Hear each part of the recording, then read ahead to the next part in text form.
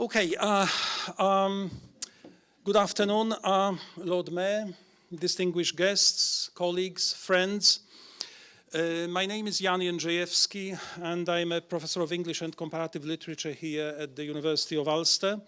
And I'm delighted to welcome you all, on behalf of the university, to this Royal Irish Academy celebration of the diverse literary and cultural heritages of 18th and 19th century Ulster, on the occasion of the 50th anniversary of the publication of John Hewitt's milestone anthology of Ulster-Scots poetry, entitled Rhyming Weavers and Other Country Poets of Antrim and Down.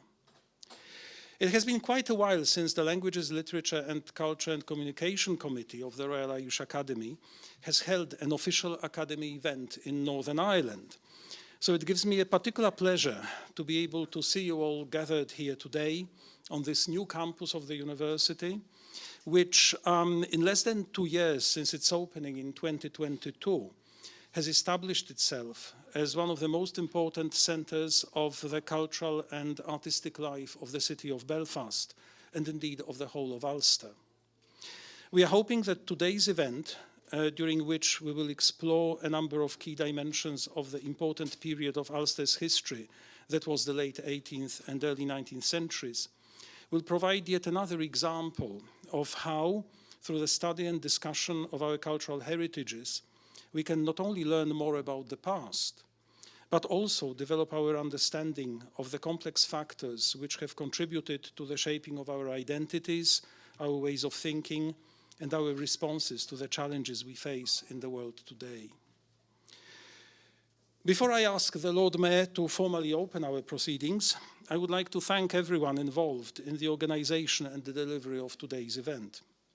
We have a fantastic lineup of speakers and artists who will talk to us about and offer examples of various aspects of Ulster culture during the period of the Rhyming Weavers.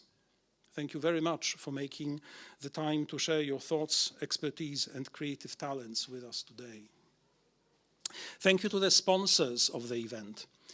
Foras na Gaeilge, the Ulster-Scots Agency, Gael Lynn, and the University of Ulster's Faculty of Arts, Humanities and Social Sciences.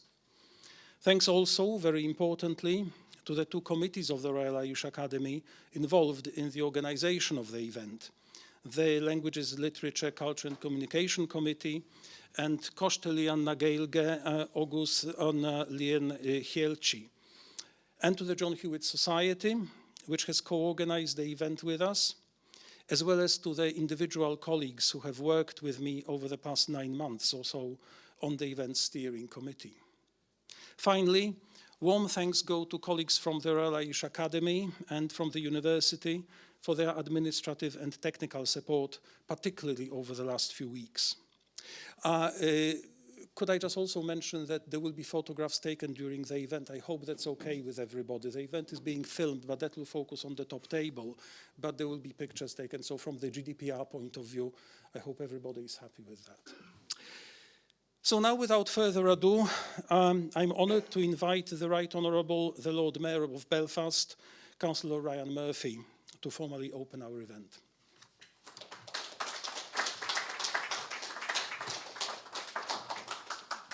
Gurmilgad, John and Dave, Akarja, Tamiant, Exasta, Ve and Shaw, and you. I'm absolutely delighted to be here today and to be able to welcome you to the new Ulster University campus. I've spoken so many times in this building over the last month and a half that I'm starting to think if I come back any more, I'm going to have to be offered an honorary doctorate or degree at the end of my year. But as the mayor of the city, I'm absolutely honoured to be here today to mark the 50th anniversary of the publication of John Hewitt's Rhyming Weavers anthology. And just given events within the last week, I think it would be fair to say that John Hewitt's legacy lives on. It was this day last week, it was actually probably this time last week that we were in Inst for the North Belfast Schools anthology, and to see those young people from secondary schools right across the north of the city reciting their own poetry, getting the confidence to be able to stand up in front of a room and speak and share their own poems with their own peers from other schools was absolutely fantastic. And yesterday, another significant event, Belfast City Council launched our Belfast 2024 programme, the biggest ever cultural celebration of creativity and diversity, and a celebration of the artistic talents and citizens of our citizens in the city of Belfast. It's fitting that today we're here to celebrate the Raymond Weaver's anthology, especially significant as it raises the opportunity to be able to discuss the cultural and linguistic diversity of the island of Ireland through the lens of the arts. I know that this particular publication not only rediscovered for the modern reader the work of the late 18th century and early 19th century poets such as Samuel Thomson, James Orr, or David Herbison, but it also helped to establish the perception of writing in Ulster-Scots as an autonomous literary tradition within the broader context of Irish literature. The city of Belfast today is a city transformed. It's diverse, it's inclusive, and we welcome our communities to be able to celebrate and promote their own individual and shared culture and use their creative talents to continue to build Belfast into a shared hub, welcoming those new communities and old to invest in their artistic flair and imagination.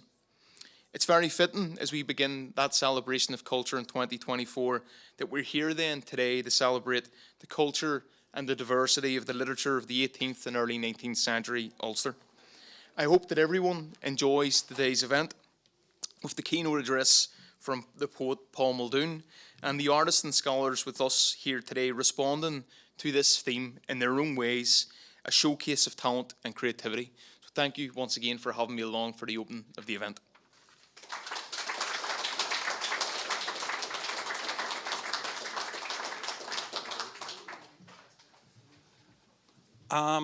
We also have a message from the president of the Royal Irish Academy, Professor Pat Gyrey. He's unable to attend the event today, but we've got a pre-recorded message from him. Díomh a gcuine úsla agus a cóide.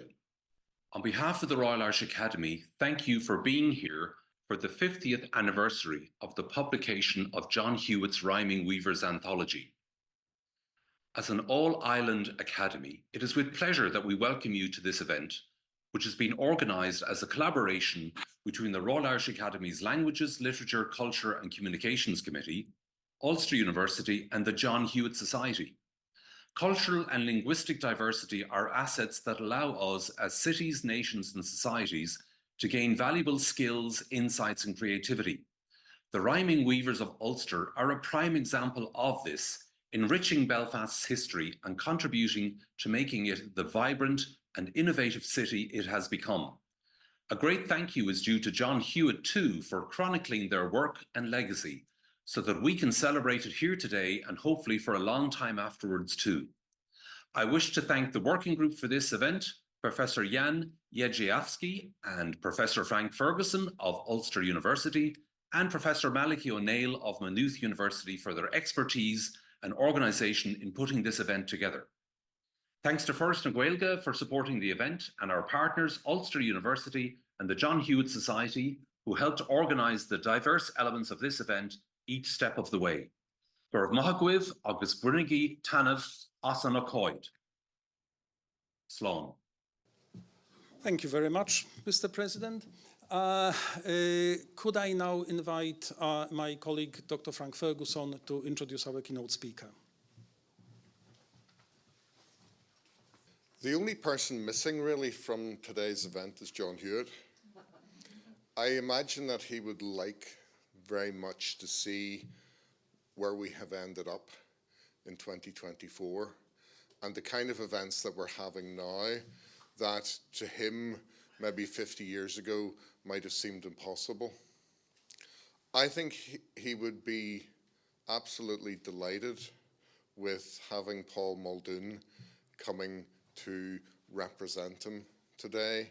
It's an absolute delight to welcome Paul back because he was a visiting professor with us in English at Coleraine, and it's wonderful to welcome you back to what we like to think is one of your home stomping grounds, and it's wonderful for you to come and share your thoughts on Hewitt with us today.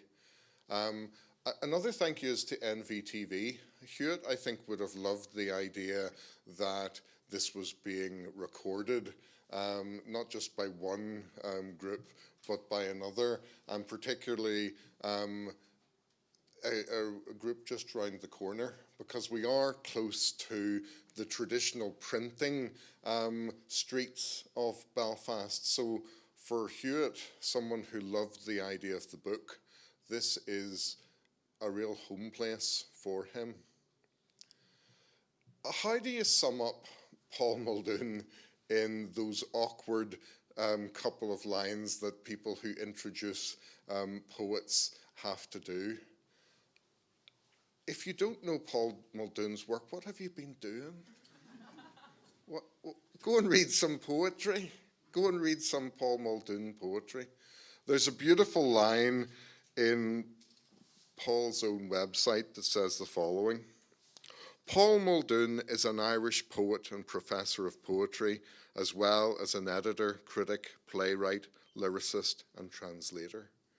If you're looking for something to put on your book list, there's plenty to go to. There are over a dozen collections of poems, translated, if you'd like the extra challenge, into over 20 different languages. It's a real pleasure and delight to welcome the Ireland Professor of Poetry on this most fitting of days to celebrate poetry and the words we all share. Paul.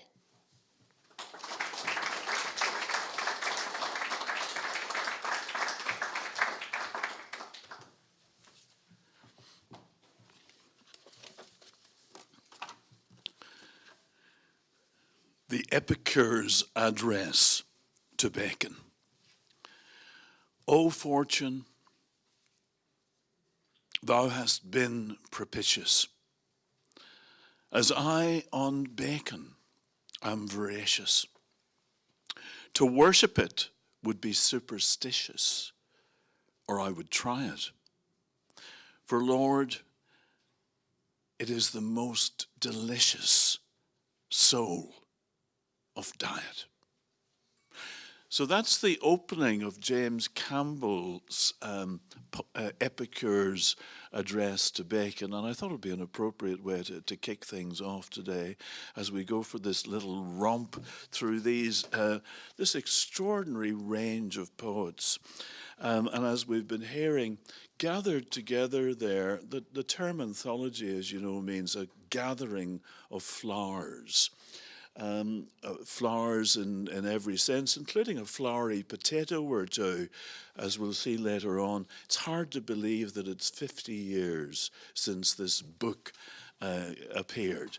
A book that's very, very hard to get. I mean, I think, might I just kick things off by saying, it's time somebody reprinted this book. It really is past time.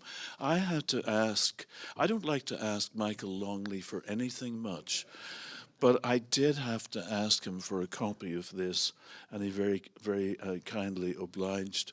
But I remember vividly when it came out 50 years ago, I myself was a producer in the BBC at the time, which is hard enough to believe because I was 22 or something at the time. And I actually produced a program based on this anthology. It was introduced by none other than John Hewitt himself, and the poems were read much more effectively than I'm about to do by some of the great local actors. And so what I plan to do is just to read 3 or 4 of the poems just to remind us of what we're talking about, what we're focusing on for what promises to be a fabulous afternoon. James Campbell, as I say, 1758 to 1818, and those dates, of course, will remind us that he lived through the rising of the United Irishmen in 1798. In fact, he was a United Irishman. He took part in the rising. He was from Ballynure, and as the title suggests, like most of these poets, worked as a weaver. And the poems, when they were published, tended to be published you know, but people would sign up, they would subscribe to the publication. That's something we might begin to think about revisiting also, as a way of getting poetry round in the world. But in any case, James Campbell, the Epicure's address to Bacon, thy praise, O Bacon, shall be sung. Unto new life thou hast me brung, to see my brace wi' flitches strung, just in my sight, my old pan shall be neatly hung this very night. Nae painful gripes nor gut contraction, I need nae doctor's sly inspection, or trouble them for an injection to purge or thin me. 'Tis easy seen by my complexion, the juice is in me. My tripes, they are completely swamped, nae aches nor pains my joints since cramped. With fervour I cry, Lord, be thanked. Each day I dine, I revere the power on matter stamped, the form of swine. They really don't write it like this anymore. To tell my state, I'll now propose the pearly drops roll down my nose. I yawn, and grinders there disclose a pig could tear. I yawn again, then up them close, and say no more. Nae animal in all creation deserves so much my approbation. It keeps my tripes in a right station, without crack or chasm. 'Tis of more use to my salvation than holy chrism. Great gift for the half rhyme there, with the chasm and the chrism. Though Davies, that renowned glutton, was damned for eating beef and mutton, whether trash he put his gut in and drinking wine, there's none yet damned, I'll lay a button for eating swine. Moses and Aaron, the old priest, forbade the folk to eat this beast. They might as well have held their whisht. I'd think nae evil could I but get my guts well creased to eat the devil. I long a strove, some thought in vain, to get a pig just of my ain. That blissful summit I did gain, and am begun to gormandize. My guts I'll strain out like a ton. I like swine's grace. Some think it odd. I scarce prefer the grace of God. They sell their pigs to chiels abroad for yellow coin. The devil o'er them ride roughshod ere they get mine. Some like their spirits up to cheer with good strong whiskey or brown beer. Some like their brains for to keep clear by wine applying. Nae music ever charmed my ear like pork a-frying. So that's James Campbell, 1758, 1818. And now we have Samuel Thomson, 1766, 1816. He was from Templepatrick, and as I was saying earlier, unlike most of these poets, was not a weaver himself. He was a schoolmaster. And this is his address to a hedgehog. These poets were fabulous in their capacity to address the ordinary, quote unquote, things of the world, the creatures of the world, to a hedgehog. Thou grimmest far o' gruesome tykes, grubbing thy food by thorny dykes. Good faith thou disna want for pikes, both sharp and rockle. Thou looks, Lord save us, arrayed in spikes, a creeping heckle. Sure, Nick begat you at the first, on some old whin or thorn accursed, and some horn-fingered harpy nursed the ugly urchin. Then Bilsey, laughing like to burst, that's Beelzebub, of course. First called ye Hurchin. Folk tell how thou, say far free draught, when wind-fawn fruit lies scattered saft, will row thyself with cunning craft, and bear awa upon thy back what fares thee aft a day or twa. That much cherished notion that the hedgehog will impale an apple on its spikes and carry it off. Another much cherished notion about the hedgehog that he deals with in the next line is the notion that the hedgehog would take the milk from what's described here as an outler cow. That's a cow that's not indoors, that's on the pasture. But whether this account be true is mair than I will hear avow. If that thou stribs the outler cow, as some assert, a pretty milkmaid I allow, forsooth thou art. Now creep awa the way ye came, and tend your squeaking pups at hame. Gin collie should o'erhair the same. It might be fatal for you, wi' all the pikes ye claim, wi' him to battle. In other words, don't tussle with the dog. James Orr, 1770, 1816, from Orr of Ballycarry. The specificity of the place and the name, place name associated with many of these poets, absolutely vital to their sense of who they were, and indeed our sense of who they are. Another United Irishman, as it happens, and this is his address.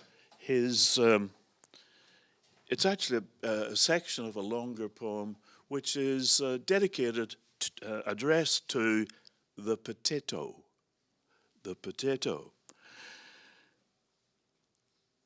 I ledge we'd fen give fairly quato, the weed we smoke and chow the fata, and wouldn't grudge to want the water wealth waste and tay, but lays me on the precious prato, my country's stay. Bright blooms the bean that scents the valley, and bright the pea that spiels the sally, and bright the plum tree blossomed brawly, and blew about lint. But what was straught raised raws can tally that sunbeams tint.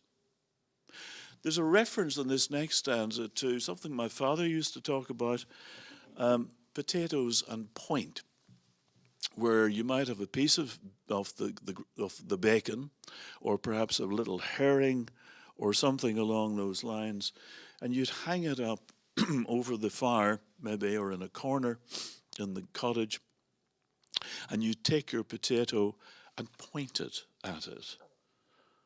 I'm sure many of you have come across this phenomenon. Or maybe it was just in the wilds of Tyrone and North Armagh that they got up to this.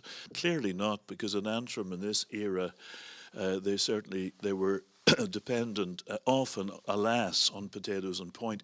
You imagined your potato tasting, in other words, of the piece of bacon or the herring, whatever it was.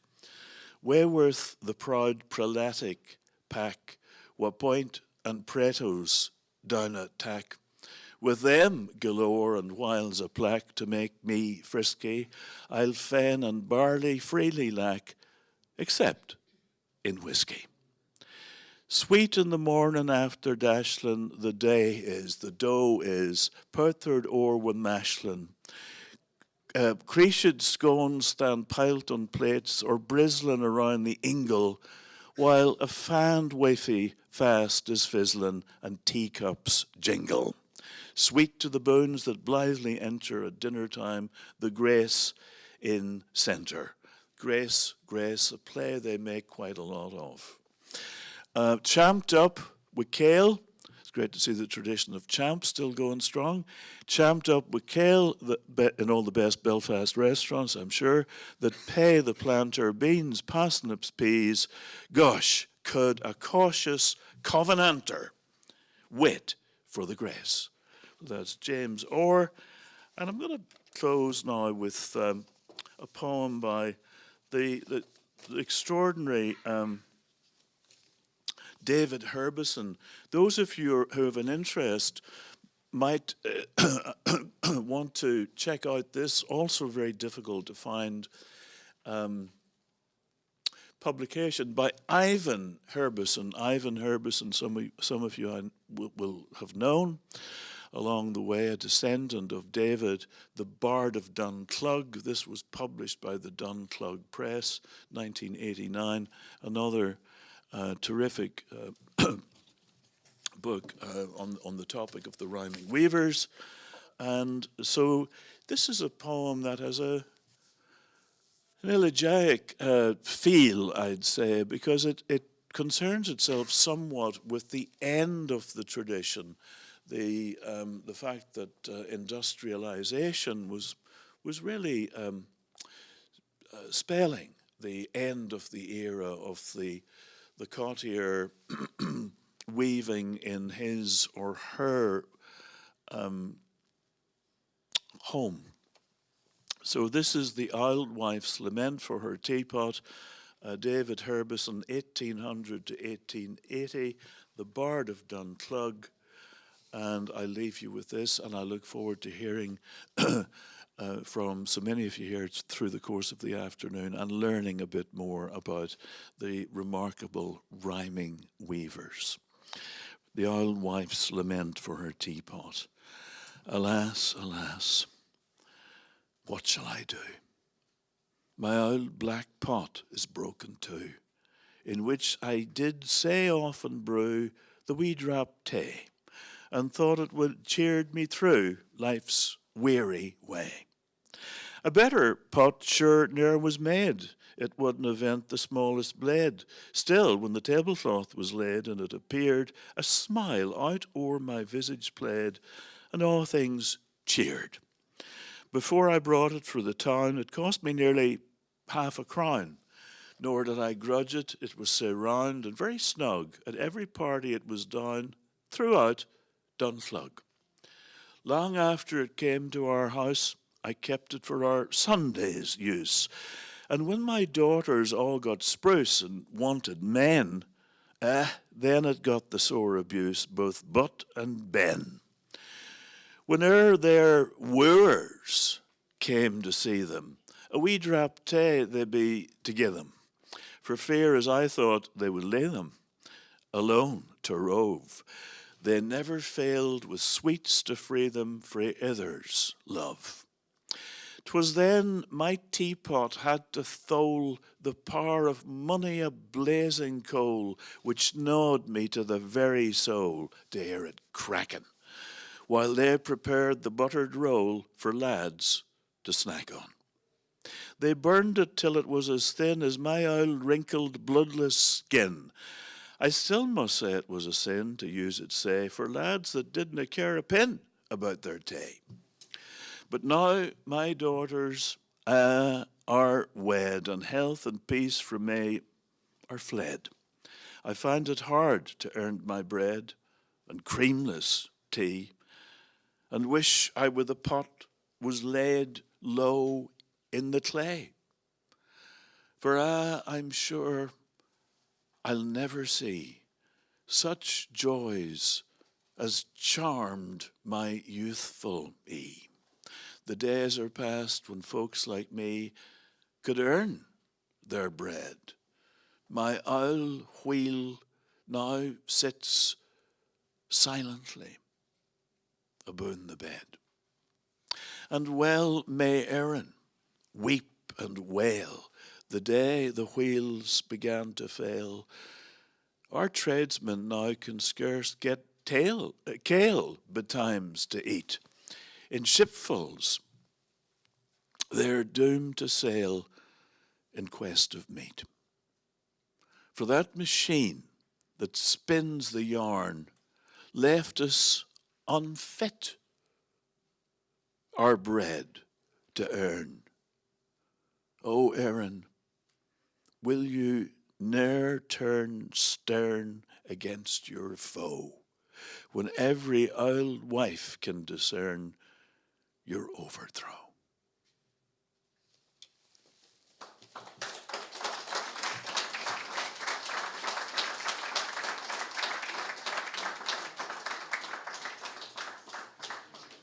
It's funny you should mention that Rhyming Weavers is out of print.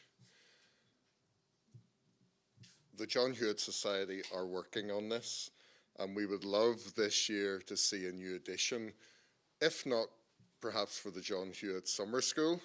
Places are available if you're interested, but also maybe by lead week in the autumn if we can't do it by then. I'm delighted to introduce the first panel to you. Well, I would be because I'm on it as well. But much more important are the two other speakers, Professor Jeremy Smith and Dr. Carol Baranyuk. We are going to be the first foray into the world of the Rhyming Weavers. Jeremy is going to look at the Scottish influence and tradition that perhaps helps shape things over here. Carol is going to look at the Rhyming Weavers themselves, and I'm going to follow up by looking at what this work did to John Hewitt, how it affected him, and how he stood his ground very hard at times, particularly when Roberta Hewitt wasn't too impressed by all those forays into the texts of the 19th century. How he found ways to preserve and capture and share the work. There's always a centenary or something happening. It's 100 years since The Hidden Ireland was produced, and in many ways Hewitt knew that there was a hidden Ulster to be discovered and shared, and that is why we will move on to looking at other traditions which impacted upon Hewitt as well. So I'll ask my colleagues if you'd like to come to the front. Jeremy is one of those people, it's very hard to pin down exactly what you do because you do a lot of things, and I haven't spoken to you for a while, and already you've got a whole new range of projects on the go. You cover everything, philology, medieval linguistics, and just one of these wonderful polymaths, and I'm not going to waste any of the time that you could be up here. So I'm going to invite you in 1 second after I also introduce Carol, who is an acknowledged expert on the Rhyming Weavers. Her monograph on James Orr is absolutely fantastic piece of celebration of Orr's work and achievement. Carol has worked on numerous education projects to place Ulster-Scots history, heritage, literature within the world of education in Northern Ireland. Currently, you're working as a research associate on the big Robert Burns project at Glasgow, and a fantastic colleague and brilliantly aware of the special nature of the Rhyming Weaver. So it's a real treat to have you both here today. Jeremy. Thanks very much indeed. I've got my slides up here, and I'm going to be quite informal today because that's what I thought I'd be. I thought I'd indicate my informality by starting out by talking about the title. And you may observe there's some fascinating punctuation in this title. There's some inverted commas around the words vernacular revival, and there's a question mark at the end about Scots. Because what I'm going to talk about today is, I guess, the input into the work of the Rhyming Weavers. That material we call Scots, which comes out of Scotland, but then begins to make its way across the Irish Sea and indeed elsewhere. I've spoken about Scots now for quite a long time. Most people by now have probably worked out that I'm not Scottish. But I lived in Glasgow for 40 years, and I like talking about 18th century Scots. And I have a big advantage about that, which, of course, is that I can speak about this quite freely, because the people in 18th century Scotland, they're ardid, and they're not ready to come back and confront me with my wrongness. So I'm going to get away with that, I hope. What that question mark and those inverted commas indicate is complexity. Because one of the things that's always depressed me about people who work in the area of Scots and Scots language is sometimes it's very easy to build up myths and simplicities. And one of the things which I've always tried to push at my students is the fact that it's complicated. A friend of mine once said, the trouble with you people who work in the arts and humanities is that whereas we in the sciences, we solve problems, you take stuff and you make it difficult. And in a way, that's our job. So that's what I hope to do today, that you'll go away utterly confused by what it is that I'm going to talk about. Next slide, please. Thank you. I thought we'd go back in time. We're going to go to Edinburgh in the 18th century.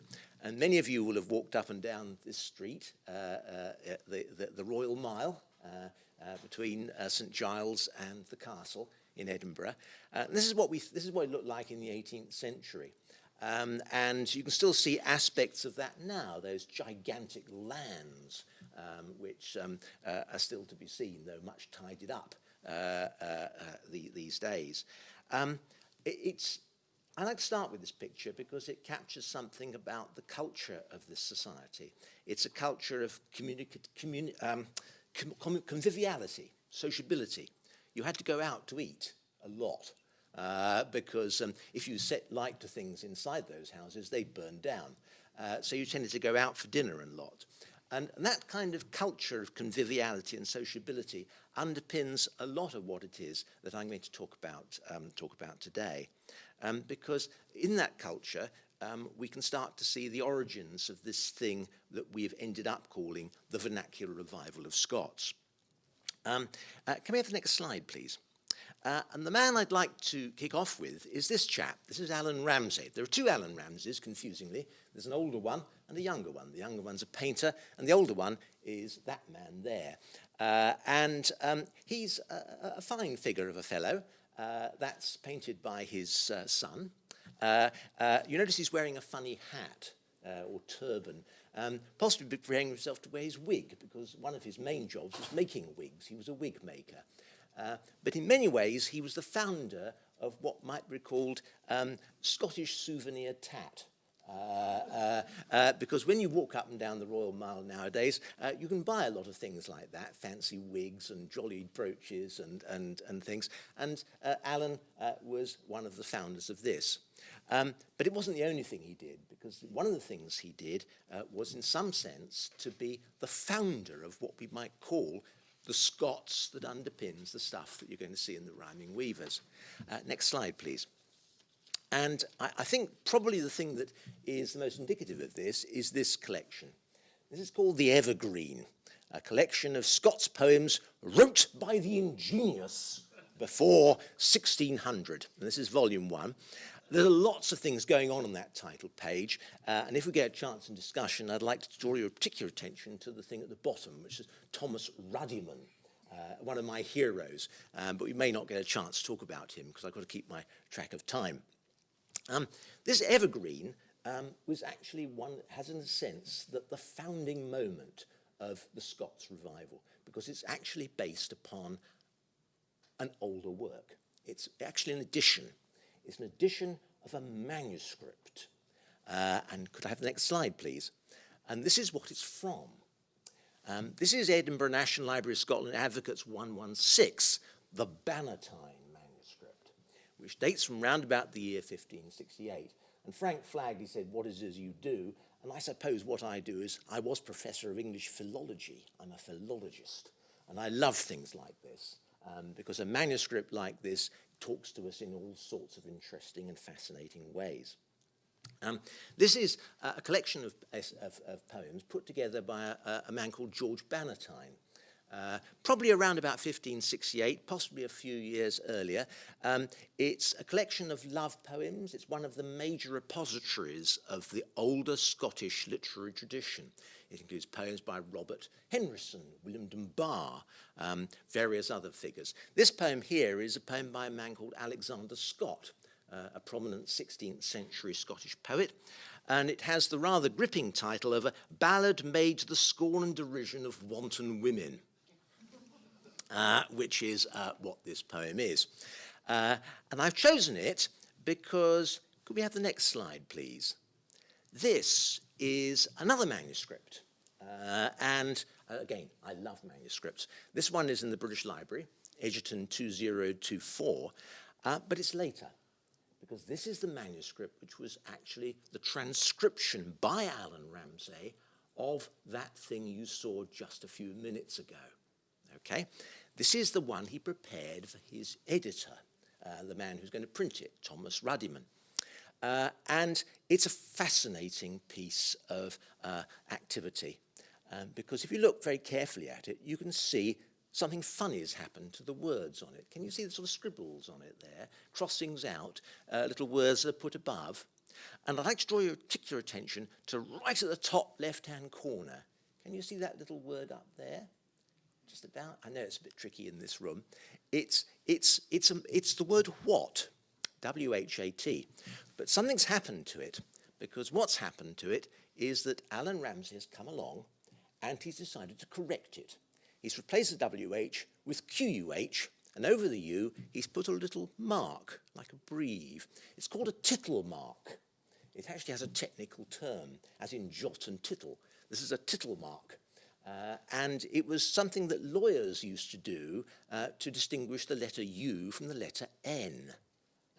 And that's a U, you see. Now, what's happening here? What's happening here, fascinatingly, is that he started in his transcription of the Evergreen to write it in English. And then he decided to himself, that's not Scottish enough. So he's forging it. He's changing it. He's making it look more authentic, more echt Scottish. Okay, and that's what he's trying to do. And in fact, several of the other writings are the same. If you look at the beginning under the thing 3 there, there's the word she. It's been crossed out and he's written the word shaw above it, which is a good Scots word for she. So what he's doing here, he's actually modifying the text in front of him. And can I have the next slide, please? That's what ends up in the printed version. Now, all sorts of things are interestingly going on that particular text. First of all, of course, it's been turned into print. It's no longer in manuscript form. It's in a nice manuscript printed form. It's in Roman font, and to choose a Roman font, of course, is to make all sorts of special classicizing statements. After all, that's why you call it Roman, don't you? Because the Roman font is something inherited from the great printers of 15th century Venice, when they produced the Roman fonts, the ones we all like to do, Times New Roman and so on, were all of us making that reference to the classical Augustan world, and that's what seems to be going on in that thing there. And you just notice that he's actually put it in. There's the Q-U-H-T at the top there, capitalized, of course, to make it nice and tidy and neat and formal and laid out. And there's the word show at the beginning there, with a nice big capital letter to say that it's the important word he's got there floating around inside it. But there are other things that are going on in it too. He's tidied it up. There's punctuation marks all over it. Okay? And if you look right at the bottom there, it says, therefore in time, tack tent. Can you see that just at the bottom, the penultimate line? The word tack there. Actually, in the manuscript, it says take, T-A-K-E, which isn't as Scottish. And what Alan Ramsay's decided to say to himself is, this isn't Scots enough. Let me hyper-Scoticize it. And that's what he's done. He's actually creating Scots. It's a creation. It's a kind of tidying up of the sort of thing that he's trying to do. So all sorts of interesting things are happening there. I could go on at great length, and I often do, about punctuation marks, but let's just draw a veil over that one.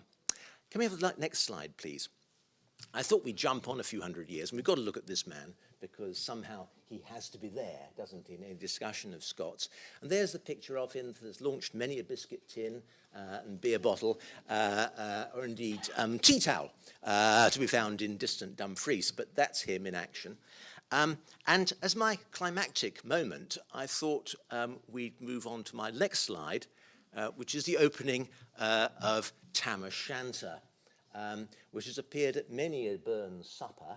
And this is the moment when I get myself geared up to pronounce it in 18th century Scots. And I'd like you to listen quite carefully as I go through this, because I'm going to do something towards the end. And I've flagged that up by putting little blue words there, you see, which we're going to come on to.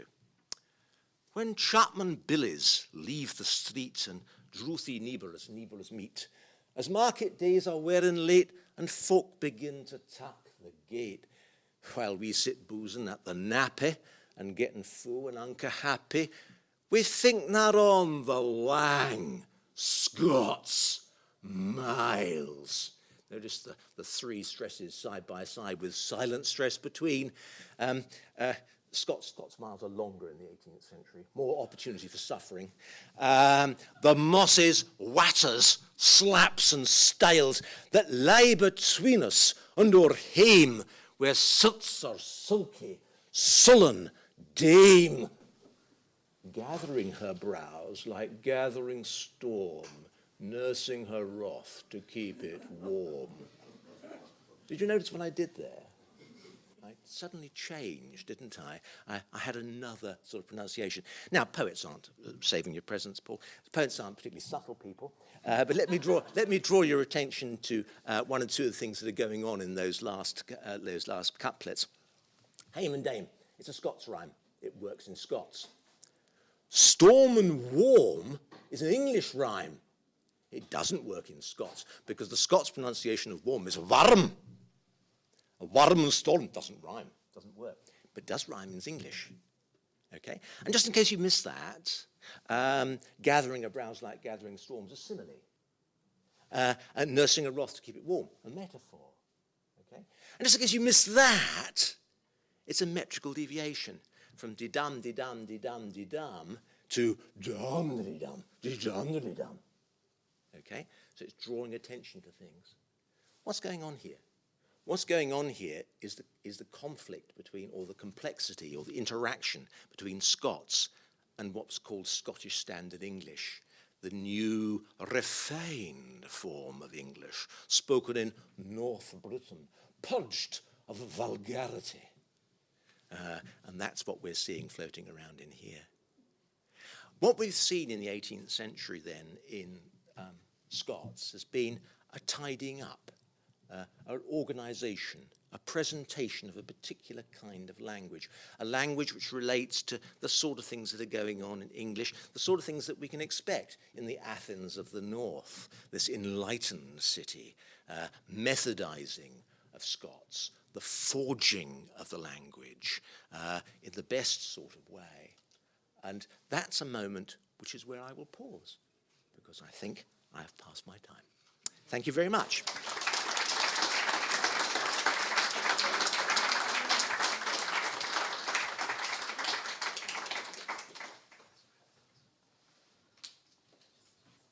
Many thanks to Frank for the invitation to speak here. I'm delighted to have the opportunity of participating in this celebration of rhyming weavers and of reconnecting with so many old friends and colleagues. So I'm going to be focusing on the Ulster-Scots poets and poetry today, 4 of them specifically. And if we could have the first slide, the next slide, please. Here's James Orr, poet, essayist, patriot, and sometime United Irishman, writing about his love of Ireland at the end of his greatest work, The Irish Cotier's Death and Burial.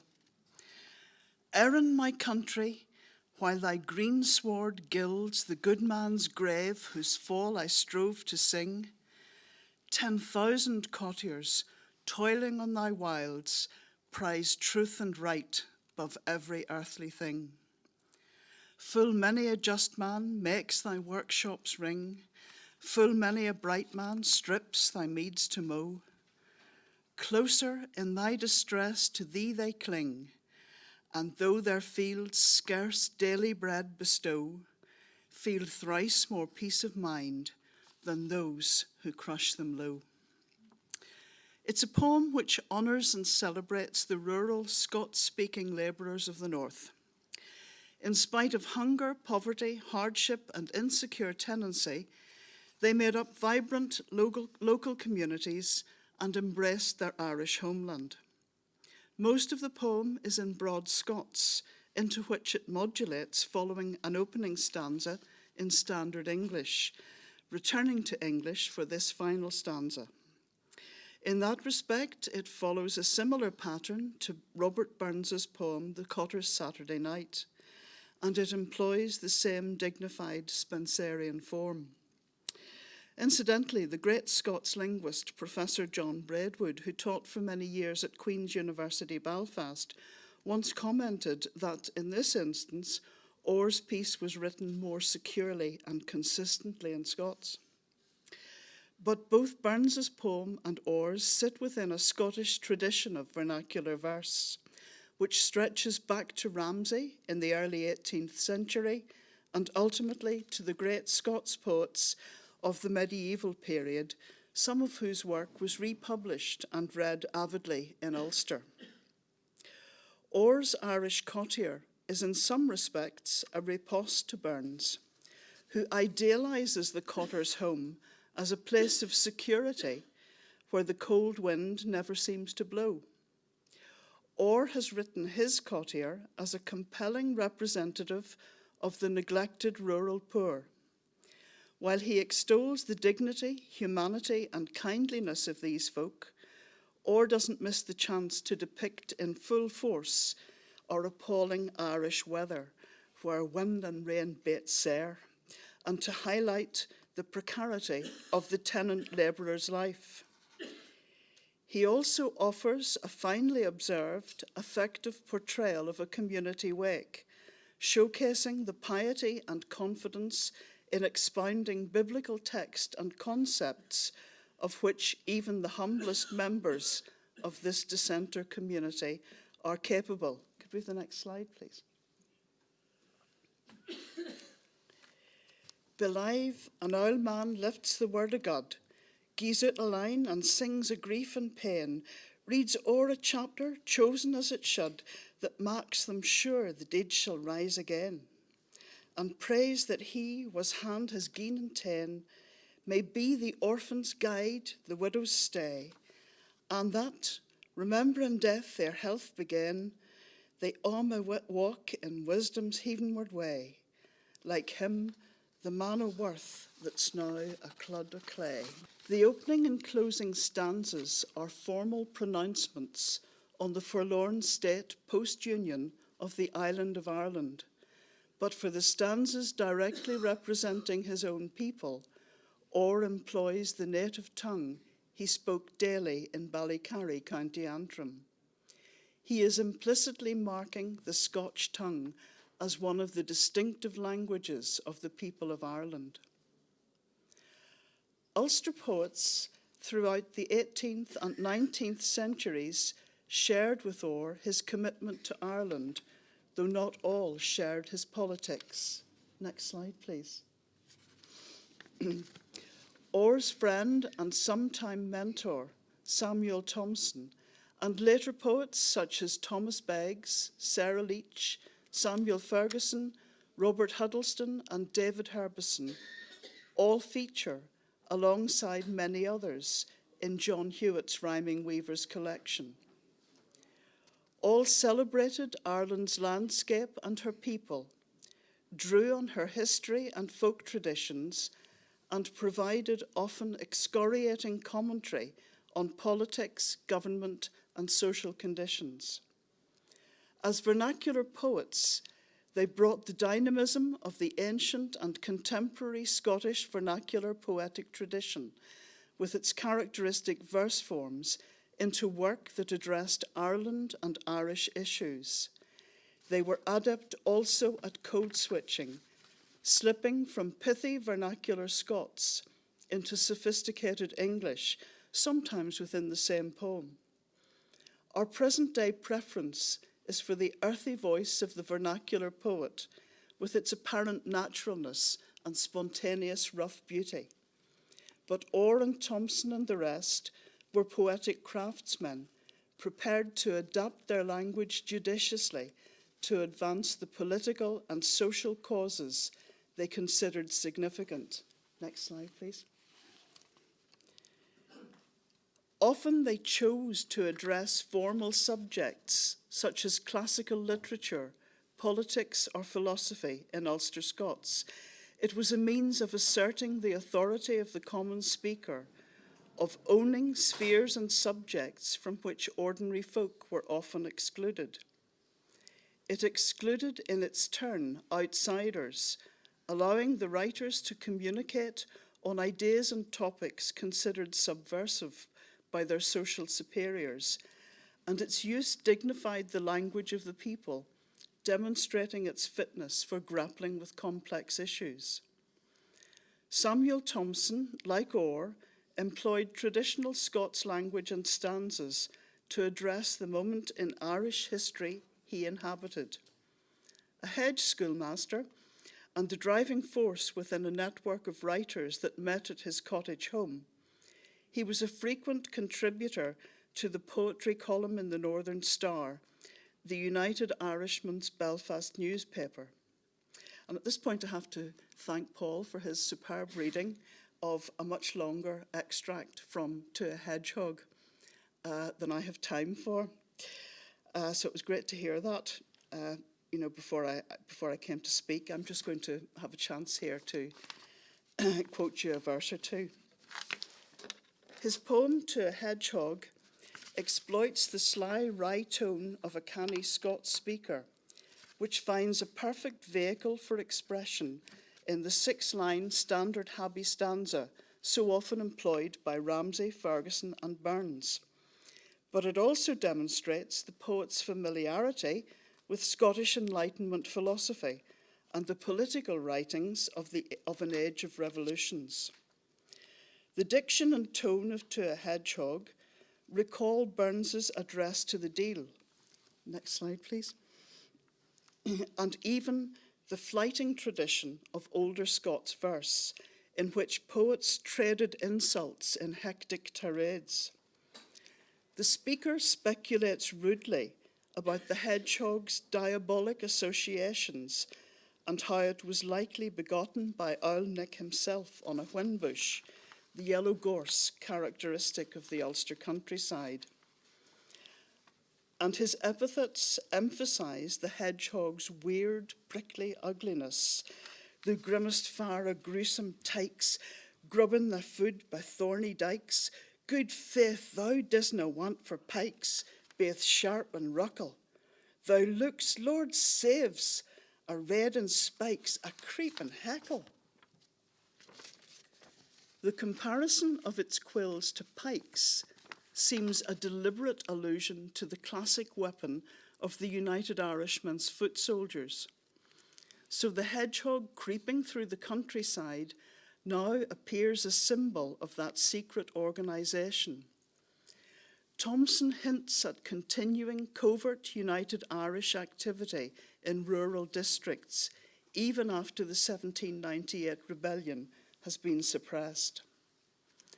Elsewhere, Thomson combines his facility in the vernacular with skillful employment of more formal terms.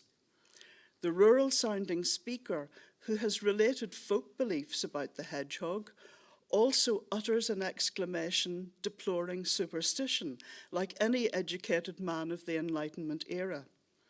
He goes on to make sly reference to controversial political works that were key texts for the United Irishmen. Now, another Ulster-Scots writer I'm particularly keen to mention today is Samuel Ferguson, 1810 to 86, a past president of the Royal Irish Academy. He was named by W.B. Yeats as the greatest Irish poet, who restored to our hills and rivers their epic interest. Certainly, his esteem for the peoples of his native land and their diverse traditions is clear throughout his work. Next slide, please. In his narrative poem, Congal, Ferguson delivered a full-blown Dark Ages Ulster epic in elevated style, which really should be much better known. Drawing on a vast repertoire, I'm just checking I've got the right slide, yes I have. Drawing on a vast repertoire of material from Gaelic legend, classical heroic poetry, Norse and Germanic myths, and poetic styles, Congal records the defeat of Ireland's pagan bardic culture by Christian forces at the 637 CE Battle of Moira in County Down. The poem's eponymous hero is the fierce Ulster king of Dalnarada, east of Lough Neagh. The battle scenes, the evocation of damp, dark, pre-Christian Northern Europe, and the eerie, unearthly cast of supporting characters all make for an enthralling read. But Congal, though heroic, represents the old pagan world, and we know he's doomed. The poem is more than an elegy for Ireland's distant past. Ferguson came from a Scots Presbyterian and Covenanting East Antrim background, and we may detect a Calvinist theology of salvation implied towards the text's conclusion, when the pagan hero returns mortally wounded to a nurturing landscape that is identifiably Antrim. At this point, Ferguson inserts lines which would certainly have caused a biblically aware Ulster Presbyterian reader to take note. They echo John the Baptist's call to prepare and make straight the way. Then there is more than a hint of God's saving grace extended to the dying hero, independently of any effort on his part. Congal weeps, apparently convicted of his sin. Certainly, he acknowledges the vanities of his life and experiences spiritual healing. The narrator actually tells us that he has seen the light. His storms of passion past, so o'er his long distempered soul came tranquil light at last. Congal himself affirms that he has been delivered from his sins and in dying is awaking to new life. My sins, said Congal, and my deeds of strife and bloodshed seem no longer mine, but as the shapes and shadows of a dream. And I myself, as one oppressed with sleep's deceptive shows, awaking only now to life, when life is at its close. Significantly, in 1859, Ferguson told a correspondent that he was finishing Congal. 1859, the year of Ulster's great evangelical revival, which originated in a hochel within the Ulster-Scots Presbyterian Antrim heartland. Congal's conclusion surely demonstrates that characteristically Ulster-Scots tropes may nestle within Ulster poetry written in English on Irish subjects. On the next slide, please. But well into the 19th century, there were poets who maintained and strengthened the vernacular poetic tradition. Robert Huddleston, Ferguson's contemporary, was a tenant farmer from Moneyray, County Down, who published 2 volumes of verse. Here, employing the traditional Scots Christie's Kirk stanza, Huddleston tackles one of the great themes of Irish literature, emigration. He bears witness to massive migrations from Ireland in the 1840s, recording the grief of bereft parents and the tragedy implicit in Ireland's loss of vast swathes of its young people. The distant ship on speeding rail, the widening loch she's braving, see kerchiefs streaming in the gale, a last adieu they're waving. She for the Atlantic steers, the black heeds knew her hiding, though mist and hills the gaze obscures, yet lingering friends their biding, fu sad that day. O heaven, what heart so proud and vain, thout sympathy or moral, as no to sigh for those that's gane, to face the men in peril. But what's their grief to theirs dire care, the da's and ma's now sunnered, while left behind heartbroken mare, to mourn through life as oneer their loss yon day. Huddleston is conscious of his Scottish cultural birthright, but he identifies with heartbroken Ireland. His critique of the country's governance is blunt and uncompromising. Until the homes of the people flourish and the skill of the country be unshackled, it is impossible that her sons or daughters can thrive. He defends Ulster-Scots as the natural language for his poetry, insisting it empowers his advocacy on behalf of the nation's poor, adding, "It has a peculiar charm to me above all other modes of speech." It has indeed. And it's refreshing to know, as I think Frank and I do, that the vernacular poetic tradition of Huddleston, Orr and Thomson is certainly alive and breaking new ground, even as we speak. And Hewitt, I'm sure, would have been delighted. Thank you very much.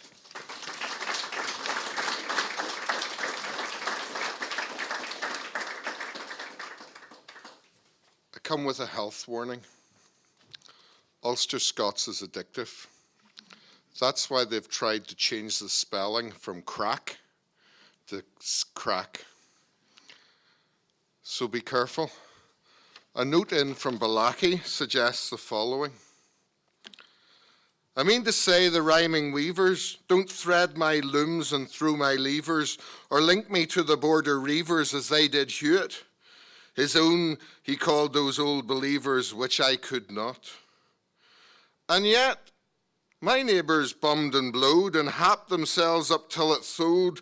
By slaps and styles they throd and tholed and snedded thrustles, and when the rigs were braked and hoed, they'd wet their whistles. Hewitt, if you've read Hewitt's letters, which were published a while ago, there's an extra number of verses in his Burl for Burns. This is food and drink to somebody who looks at these things because it gives a whole new story about his thoughts on the poetic tradition, and I wanted to get in first. And also because I didn't put it on a slide, Faber and Faber won't be coming after me either.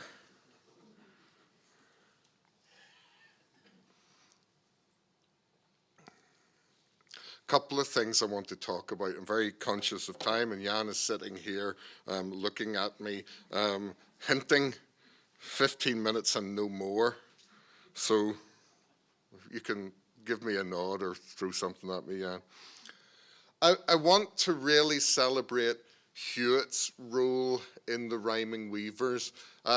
This is why we're here, but it's worth remembering the significance of that role. It's worth remembering that when Hewitt did his MA by research, because there was no one in the fine institution of Queen's to teach him how to look for this material, when his MA was completed, they didn't believe that the poets that he had written about had actually existed. They believed that he had written all of this material. It's an easy way. This is days before AI, when you had to make up your own work.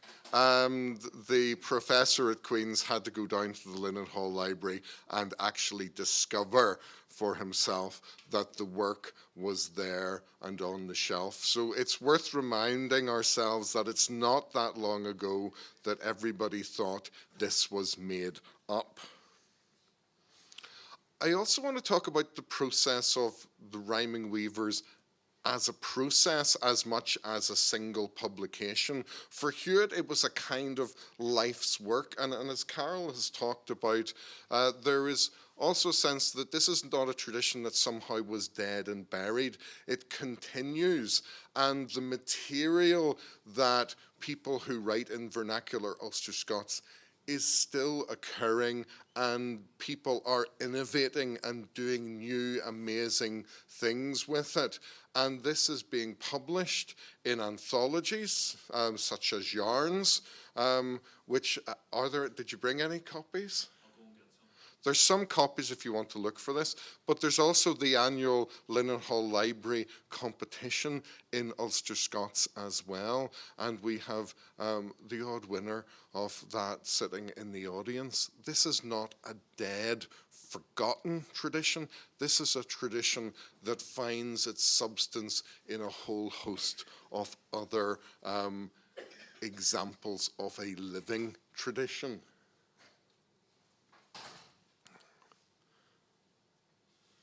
John Keats was sorry that there was no such thing as TripAdvisor on his visit to Belfast. If you're born in the city, brace yourselves. A Scotch cottage, though, in that sometimes the smoke has no exit but at its door, is a palace to an Irish one. We had the pleasure of finding our way through a peat bog 3 miles long at least, dreary, flat, dank, blank and spongy. Here and there were poor dirty creatures and a few strong men cutting or carting peat. We heard on passing into Belfast through a most wretched suburb, I think this may be East Belfast, that most disgusting of all noises, worse than the bagpipes, the laugh of a monkey, the chatter of women, the scream of macaw, a normal day in East Belfast. I mean, the sound of the shuttle. What a tremendous difficulty is the improvement of such people. I cannot conceive how a mind with child of philanthropy could grasp at its possibility. With me it is absolute despair. 1 star.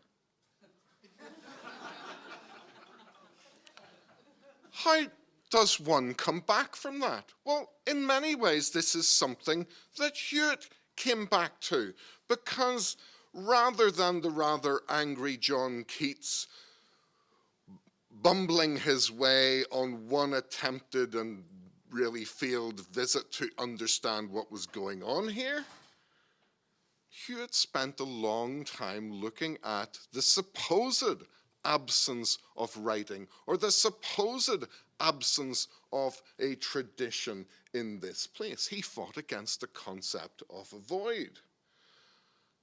And he used his instinct as a hoarder. If there's anybody who is a hoarder sitting out there in the audience, keep doing what you're doing. Do fight any intervention. If you've moved house recently, hold very fast to those 60 boxes of material that you've brought with you. Because in the collection is the material to reflect and discover what's happening and what's going on. Because this is about imagining, just as Scots were imagining their culture and their poetry and their ideas and identity. Hewitt discovered numerous interventions by numerous writers of that very same process. There he is, looking down at you.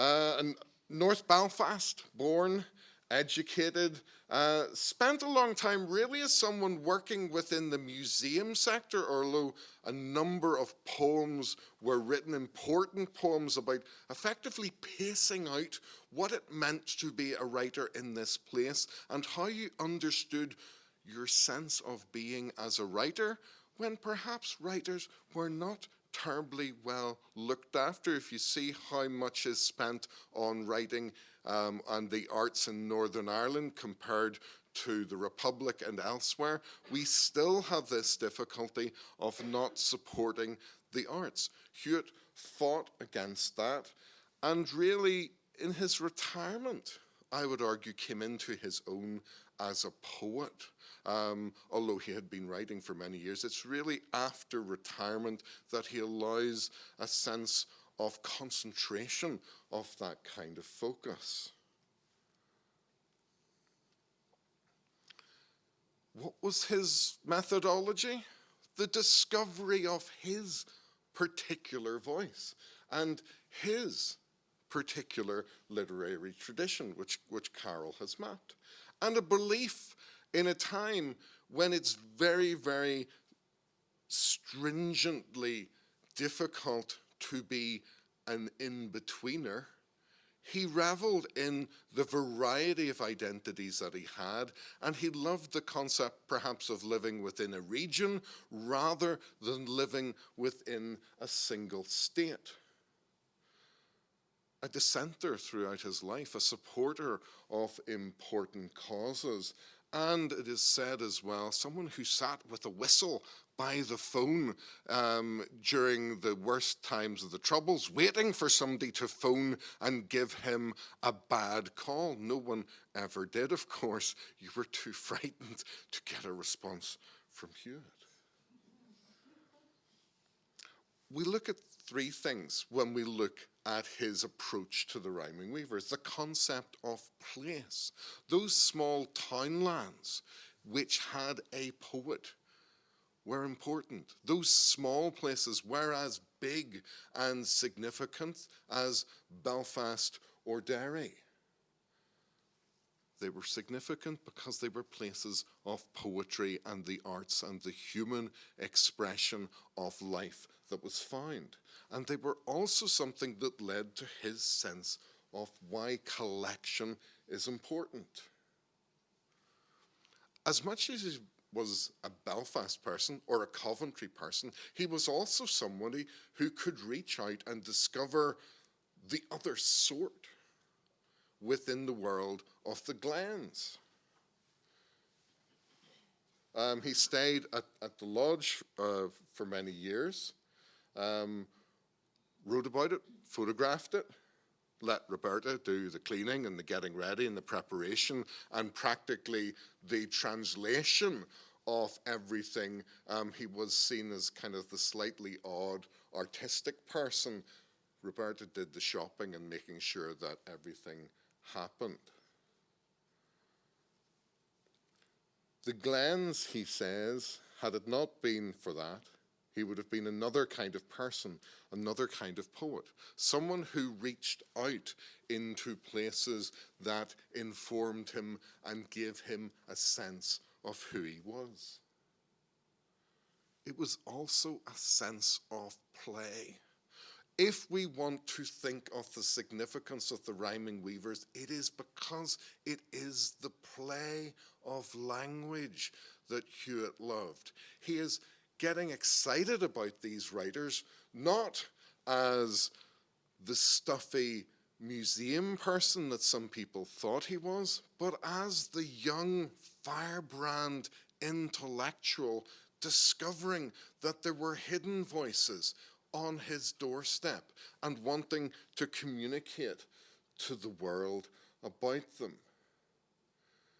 It was also a place that he shared his ideas with Roberta. Roberta is not the helpmeet kind of person that perhaps we have seen her, but an intellectual equal, superior, someone with a gifted sense of nuance and awareness of language. And I feel sad sometimes that Roberta wasn't, she felt that his looking into the writing of the past kept him back from looking at his own work.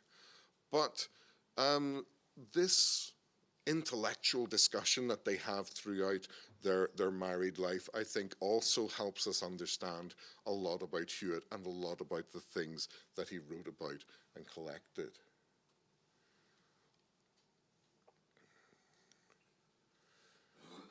He makes the argument that there is a quest for identity within his community that is legitimate for his community to go and find out who they are.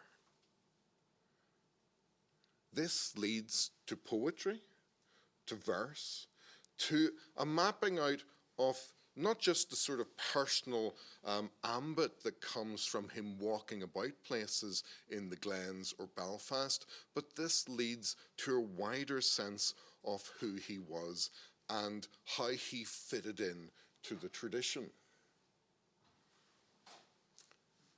Jack Wilson Foster's not in the room, so I can go say something about him.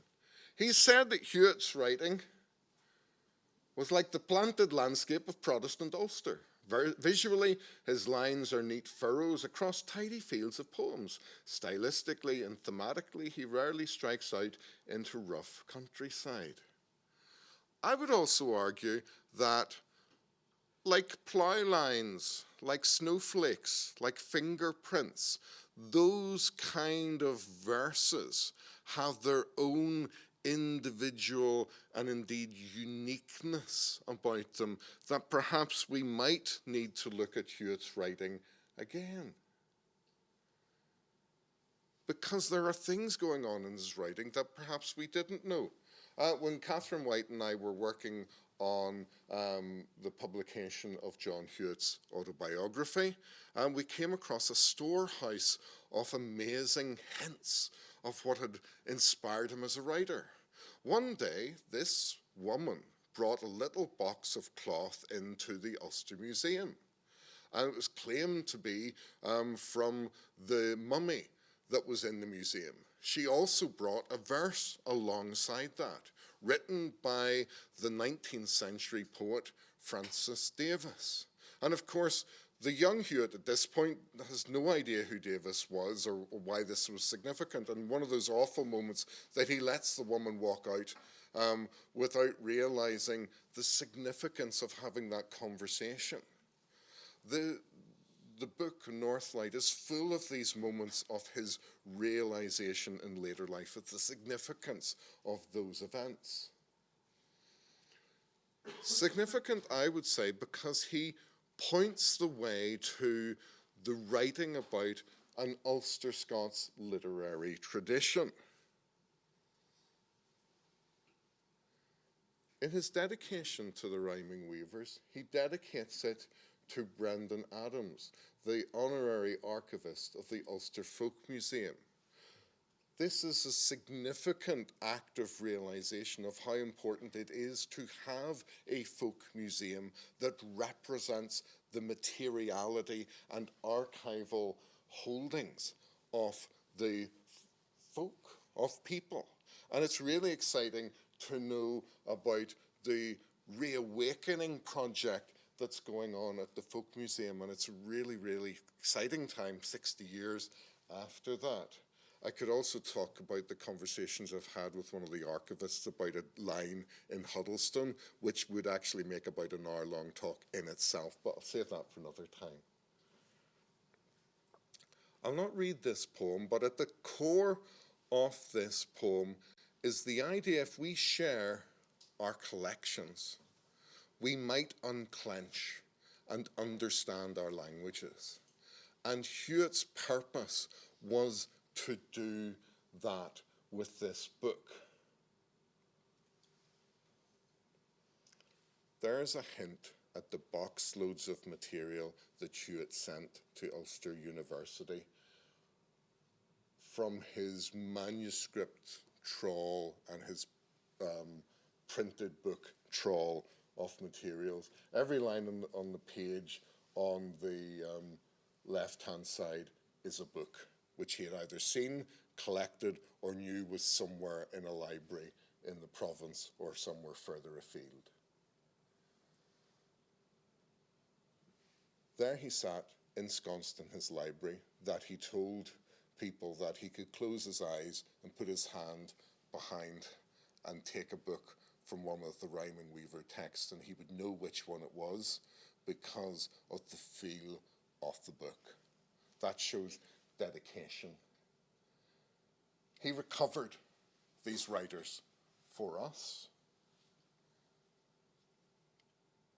It's a tradition, I also argue, leaches into his own work. It's not just an academic or a collectivist idea that this tradition provides with all its thranness and creativity and verve, but it comes back within his own writing, his inner Ulster-Scot, his sense of where his ancestors, his literary ancestors came from, in the sense of place and the local, and how nature fits into what he sees, and how language itself works to create and to make poems fly.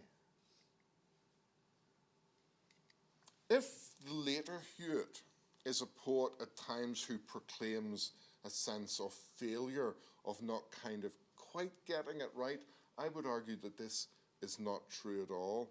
There was an intense sense of his accomplishment.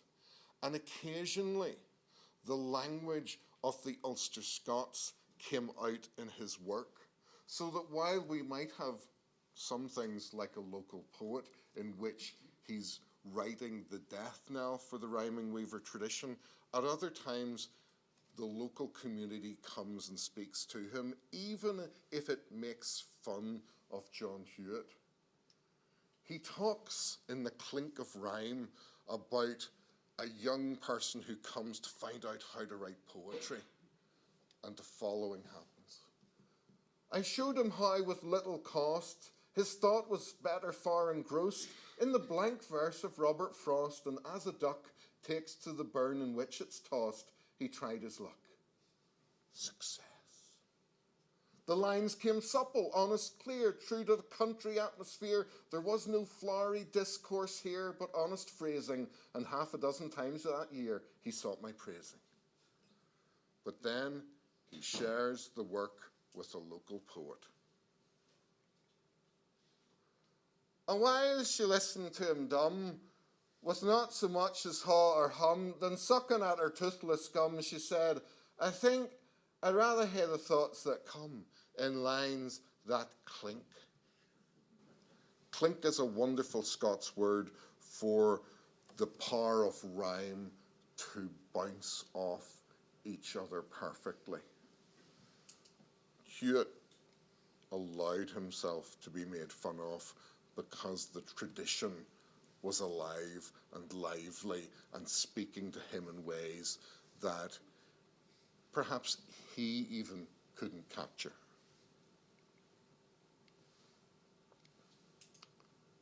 So, have a thought in conclusion for those who collect and those who bring things together. As much as it is for collection, it's about discovery and exposition and sharing. It requires time, patience, and learning. It's not something that happened overnight. Hewitt's awareness of the material did not occur overnight. It occurred over decades. There is authority in that knowledge, but it's also authority that needs to be exercised. This is why one of the great things is allowing creative writers to play within the world of Ulster-Scots. Amazing things happen, whether that person is 5 or 85. Incredible things happen when we allow ourselves to play with the language. Yes, it requires continuity. It requires holding these celebrations 50 years, 100 years, 200 years later. And it requires activity. But it also allows us to think back to not the venerable John Hewitt, but the young John Hewitt. Here he is with one of perhaps 5 convertibles in Northern Ireland at that point in time. But the person alive to life, to the possibilities of what might be said, is the person we celebrate on that journey that led to the Rhyming Weavers. Thank you.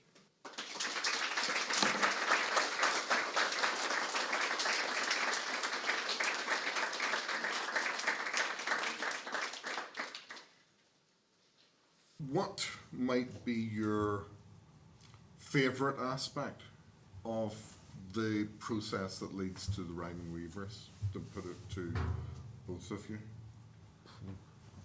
Do you mean Hewitt's process? Hewitt's process.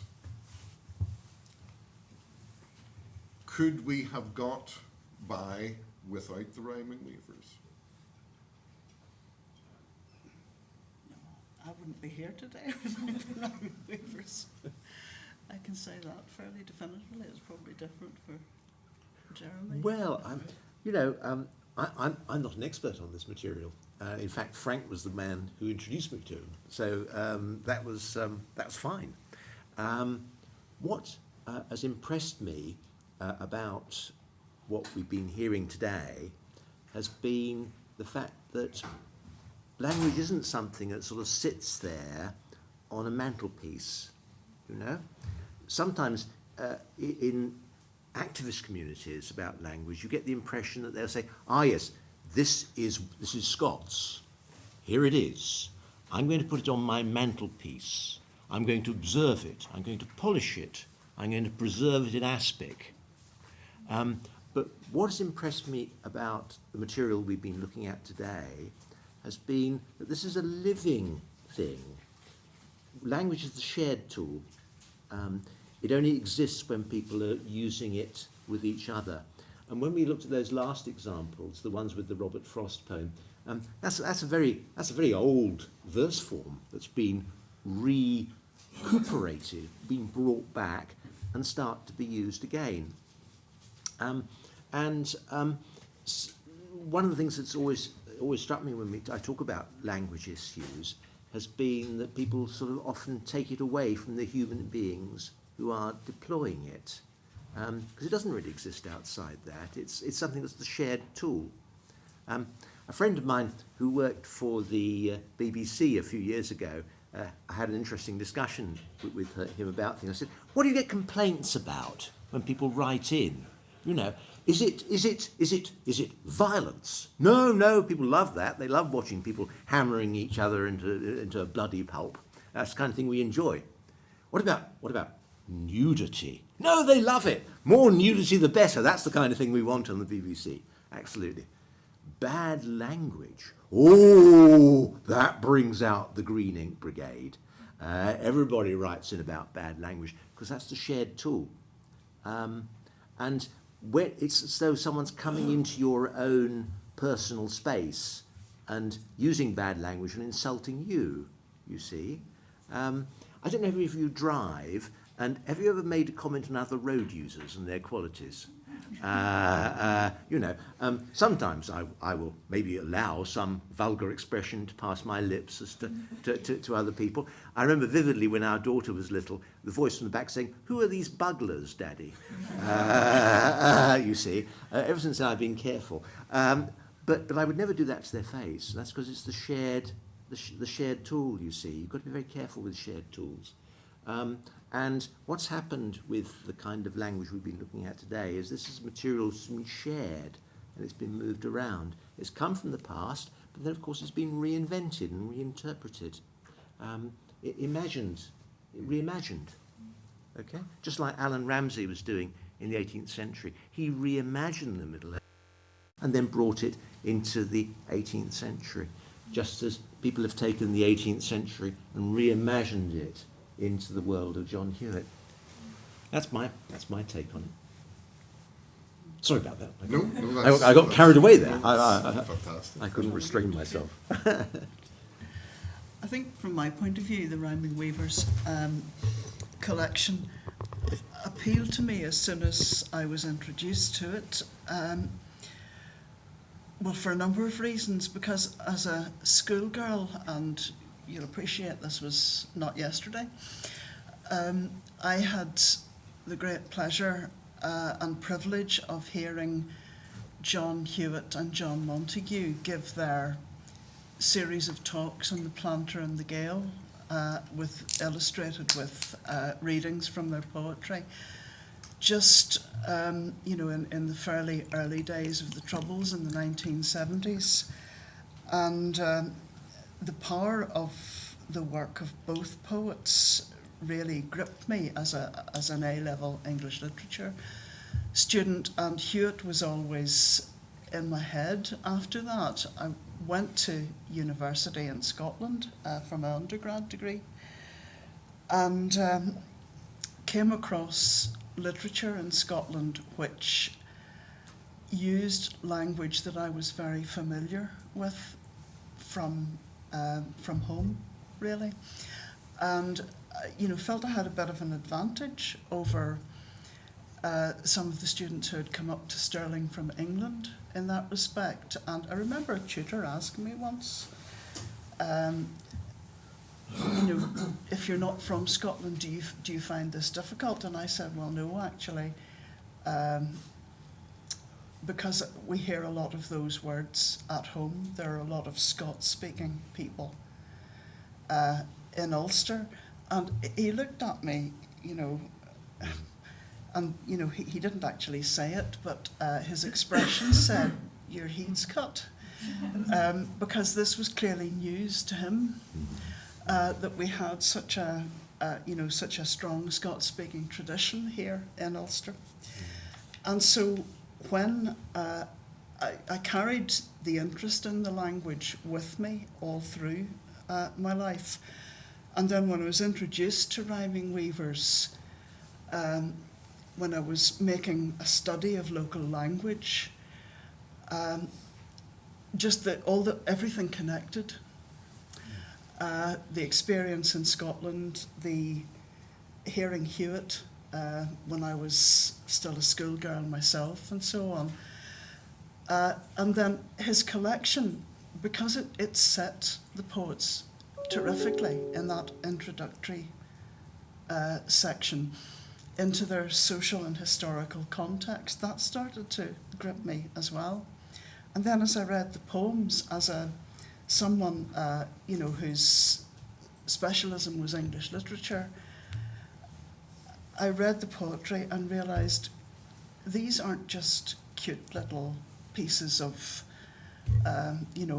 interest sociologically or because of the history that they're set in. They're actually, a lot of this stuff, especially somebody like Orr, this is actually really excellent, complex and powerful poetry.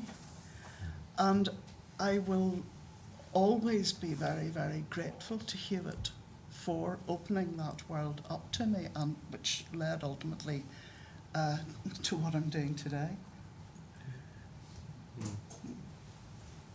I was threatened at school by a history teacher who said, I know this looks like a moment that anything could be said, if you don't start behaving yourself, I'm going to get you to write an essay on the rhyming weavers. There's only one book, and it's now practically out of print, so you would have a great deal of trouble finding this book. And while I have spent a lot of time looking for a lot of material with Hewitt, I often think that a lot of what I'm doing is a retaliation of that moment. But for me, one of the great things when I was a PhD researcher, they did have PhD researchers in those days, was going to Hewitt's library at Coleraine, and you were allowed to sit in this room in which Hewitt's books were placed around the wall, and they just left me. They did have occasionally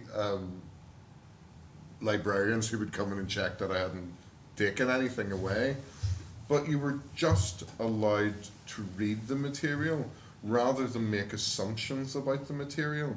And sometimes too many assumptions have been made about the material. And I was working on a project that was looking at the work of Thomas Percy as a ballad collector, but also the work of Charlotte Brooke as a ballad collector. And you were seeing these replications of social arguments that the material didn't exist. And collectors, archivists, editors who would come along and provide material to the contrary. And that sense of being able to look and formulate ideas which Hewitt allowed. He leaves lots of amazing smoking guns as a collector. He left Northlight, which some biographers have claimed he'd never wanted published. But ironically, he had had this a very pristine script printed and bound. So if he didn't want it published, it certainly looked as if he wanted it published. And that sharing of notes and books and papers in a university archive indicates, I think, that it was there for us to go back and discover for ourselves and take things forward as well, not to keep things always the way Hewitt had wanted it, but to move things on as many people have done within the Ulster-Scots world. Can I ask you a question about that, Frank? I'm sorry, I don't want to interrupt this. When you were there looking at his material, did he have it laid out in a particular way? Did he interact with? Because you mentioned how he put his hand round, he could reach for a book. Can you actually trace his interactions with the books in front of you?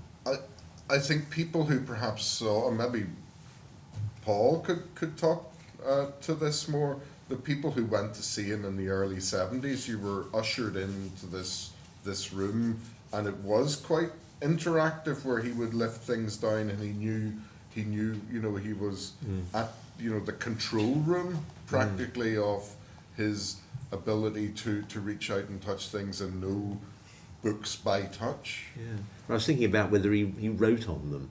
Yeah, because certainly with Thomas Percy's library, which I've seen, he does actually write on books. And though we're all supposed to not do that sort of thing, it's terribly interesting when they do. And Thomas Percy was an inveterate scribbler on books. So even the great Percy folio, which you can go and see, which is this strange ledger-like object, which he used as the basis for the relics of ancient poetry, he actually scribbled on it. And his scribblings are fascinating, because what they do is they tell you things about what he was doing. Alan Ramsay did that with the Ballantyne manuscript. You can actually read his handwriting on this manuscript. He actually added to it. He put a little poem of his own at the end, which again shows a kind of interaction with the text. Did Yes, this sort of thing? There's a project in looking at Hewitt's library of what is also in Hewitt's library. There are notes. He loved putting paper clippings. He loved little things in the margin. It's one of those. It's one of my bottom drawer projects, that trying to discover what he had said about his own material, as well as the people who had sent him their first editions and whatever. There's a whole range of meanings associated with the texts beyond the texts themselves. It's definitely worth looking at. Yeah. Fascinating. Because the other thing that got me about when Carol was talking about Congo, you talked about how this has a Calvinist theology of salvation built into it. I think so. And that shows a fascinating way of getting the past and then making it now, doesn't it? Which I think is great. Yeah. Particularly that he was writing it at a time of great evangelical renewal and so on in Ulster. Anyway, sorry. As you can tell, we could probably talk amongst yourselves for quite a long time. Has anybody got a question? It's back there. Shall I stand up so people can hear? Hi, that was really interesting, and I've got loads of questions, but I'll just ask one. Alan Ramsay, those kind of like interventions that he did when he was, taking those manuscripts. Yes. Have you any idea of like why he was Scotsifying them? Well, I think I do actually, and maybe I didn't make that as clear as I might. Alan Ramsay was a Jacobite, okay, and we've been revisiting Jacobitism in the last few years because it used to be thought of as being a kind of back-looking, old-fashioned way of doing it. it's been argued that it's actually a kind of modern thing. It didn't actually take off. That it was a different way of being modern. Alan Ramsay and indeed Thomas Ruddiman were people who took the past and then tried to modernise it. There are a whole series of ways you can look at this, which has come down to us. Things like The Gentle Shepherd, which was his great play, which was also printed by Ruddiman, or Ruddiman's edition of Gavin Douglas, which again is an extraordinarily learned piece of work, but which is very up to date because it's full of references to cutting edge philology. He's actually done textual criticism on this material. So it's actually designed to be a kind of modern thing. But it's authentically Scots. So what he's done is he's taken the Scots and he's now modernising it because he feels that it needs to be tidied up and fitted into this new, enlightened kind of narrative. My favourite example is how he deals with the devil. Because in the Bannatyne manuscripts, the word devil always appears as divil. Okay? And Alan Ramsay doesn't like that because by that time, the Scots word for devil is deal. Okay? It's undergone a sound change. It's undergone a change called V-deletion, which emerges during the course of the 16th century. And that's a kind of thing that happened since the Bannatyne manuscript. Okay? So Alan Ramsay puts that in. It mucks up the meter. That's not a problem. Not the issue. It's got to be more echt Scots. It's got to be appropriate. And when he presents all those materials with all its punctuation marks and all of those interpretative things, with capital letters, it's presented in a way which says this is actually modern. It's Scots, but it's modern. I read an article on this called Methodising Scots. He's actually methodising it. He's forging it. It's making something new. Okay? And that, I think, is what he's trying to do. And then in doing that, of course, he forges a tradition. But the word forging is so tricky, isn't it? It's not just making it up, it's also sort of forging it, like in smithing, you know? And I think that's what he's trying to do there. Anyway, my pleasure. Okay. Thank you all for great papers. Just to make one brief comment, first of all, in case people don't know it, since we've spoken about the hedgehog, there is an absolutely fascinating YouTube video of Rory Stewart speaking in the House of Commons about the hedgehog. It's a very long piece. It's absolutely extraordinary. But anyway, that's just by way of digression. My question is this: one of the poems referred to taking every dialect seriously. Now, those of us who work in the Irish language are well used to working very, very closely with dialects. But is that the case up here in Ulster-Scots? Or was it metaphoric? No, I also think this is 10 years after there's a publication of a book of essays called Ulster Dialects. Now this is looking at the English dialects of Ulster. So I think partly that's what Hewitt's referring to. It's the idea of interaction of dialects within Ulster. But there are those who look at Ulster Scots that see variation and dialectal changes and shifts within Ulster Scots itself. So I think he's being very, very open and authentic about sharing in a sense, the language issue of Irish, Ulster Scots and English is not in the forefront of his mind then. He is probably more thinking of the dialects and, in a sense, the understanding of people having a variety of dialects, and it is about sharing and openness and a sense of inclusion. So I think he's being metaphorical, but he's aware of what has happened, particularly within the folk museum itself, which is sort of where Ulster Dialects gets published. So he's very, very serious about this. It's variations in language that he's thinking of there, I think, rather than dialects in any strict, linguistic sense, really. You used a very interesting word, Carol. You mentioned code switching, which is switching between different kinds of variety. And we saw that with the Robert Burns poem, obviously. It's a very crude, well, not crude, it's very sophisticated, but a very interesting example of someone shifting between one kind of variety and another.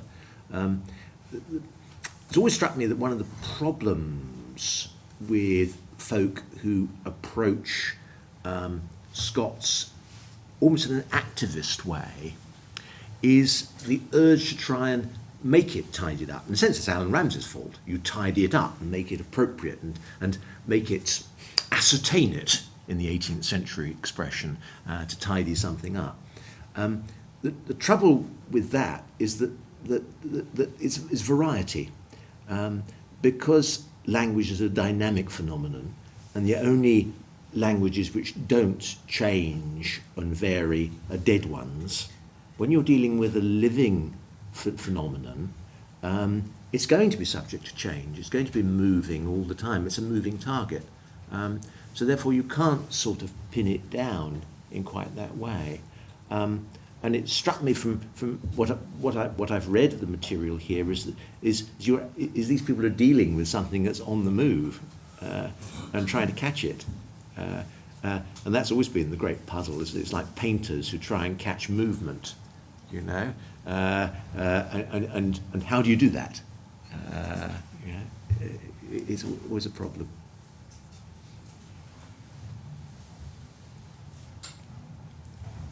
So given that you spoke of the politicisation of the process, and given that you spoke, we heard two very distinct dialects, both from the Lord Mayor and from the Royal Irish Academy earlier on between it, how would Hewitt have looked at the now declaration that Ulster-Scots is a minority language? What would his view have been? I think he would have been happy to see that, because he recognised the layers of his own identity, his connection with Ireland, his connection with the street in which he was born, the city in which he grew up, the region, and also his antecedents who had been Scottish. He didn't have any difficulty with reading Scots, so he would have, I think welcomed it. I don't think he would have necessarily welcomed the politicisation of language here. Hewitt is one of those people about sharing and inclusion, and somebody who felt very close to a lot of social and political issues. So I think he would have been dismayed at the politicisation of the language, but I think he would have been very pleased at the recognition of the language and those small townlands that produced poets who are then included into the gathering of the poets on the islands. So I think he would have welcomed it. I think he would have probably been the first to put up his hand. I think he might have made a brilliant Ulster-Scots commissioner in many ways. I think he would have had a lot of fun going around the place telling people how to do things properly. And at the heart of that, he would have had the real dignity that raising the place of Ulster-Scots would give to the tongue. So I think he would have embraced it. I think he would have written a lot of letters to various places and various MPs about how it should be done properly. But I think he would have been glad to see not just Ulster-Scots, but Irish safeguarded and other languages safeguarded as well. Does he see it in terms of empowering the people who use it? Because you know, a language doesn't bang away or in a vacuum or on its own. It's the people who use it, which is the thing. I had a very interesting experience last year because one of the reasons why I got interested in this, because for a while I was the convener of Dictionaries of Scots Language, which was one of the great enterprises of record. And one of our little sub-productions was a thing called a Dictionary of Travellers' Language. The language spoken by people who don't have any fixed abode in Scotland, but are on the road. Okay, what was so fascinating about that material was that it was very fluid. It had always been looked down upon. And if you look at some of the very early volumes of the dictionary, the Scottish National Dictionary, they talk about this sort of slang, corruption, and wrongness, and it's really rather awful, really. But the reason why people didn't like it is because they didn't value the people who used it. You know, and if you start valuing the people who use something, then what they're doing is valuable. You know, I often thought so that notion of empowerment of the humans who actually use the stuff is what it's all about, isn't it? Yeah, I think it's very the human. That's very Hewittish. Yes, those people who worked within the industry, whose lives in many cases were very ephemeral, and who weren't accorded the due that they should have been. I think there was something very powerful in celebrating working class and labouring class writing that didn't have, well, it had people in the generation beforehand working on it, but didn't have, you know, somebody in a high-powered position saying that this was important. So there's definitely that recovery of the human is intrinsic to what he was doing.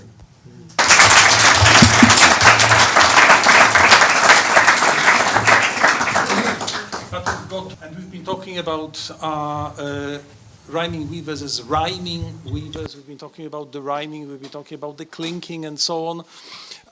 But they were rhyming weavers. And in this connection, I would now like to invite Deborah White from the University of Ulster here, who will be talking to us about rural verse and the language of the loom. Deborah.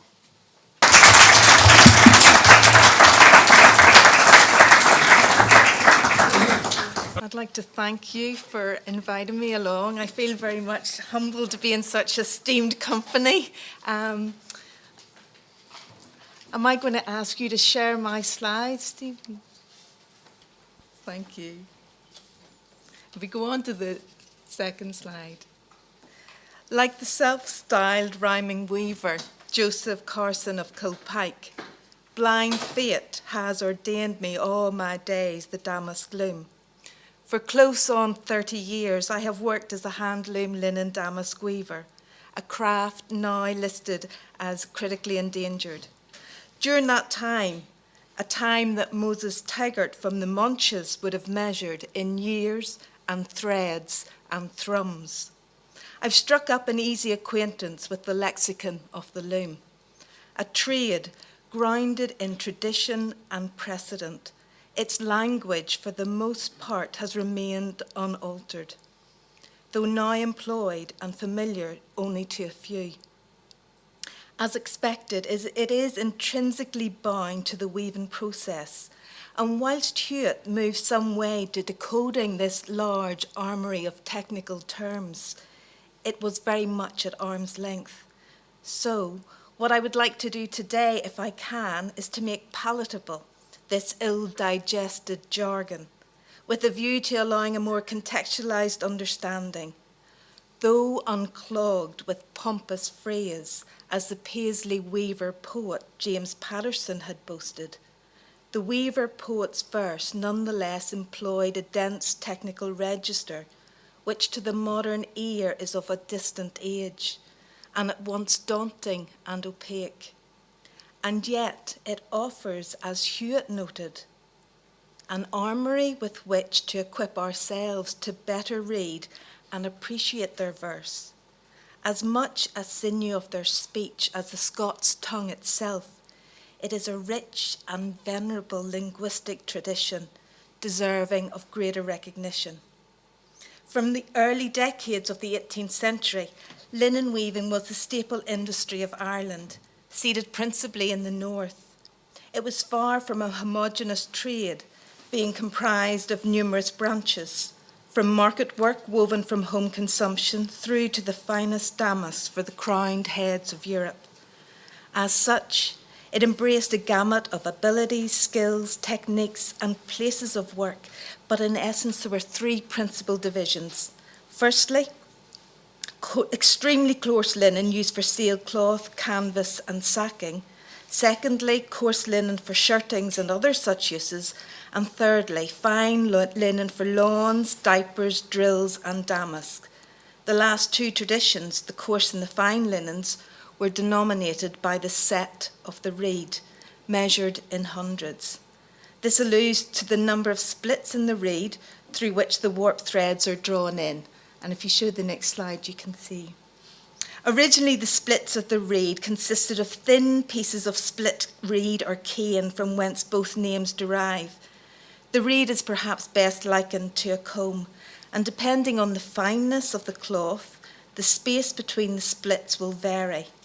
Cloths between a 5 and a 1000 were designated coarse and were often woven using tow yarn, the short, coarser fibres of the flax plant, whilst from 11 to a 2600 were deemed fine.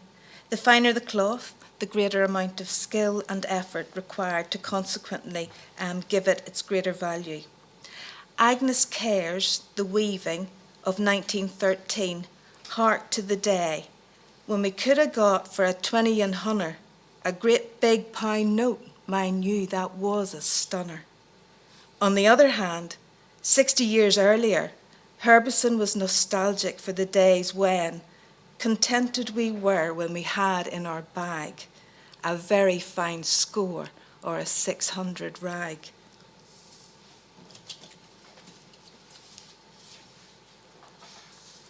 Regardless of the quality of cloth that they wove, there was a commonality, a shared practice that is reflected throughout their verse.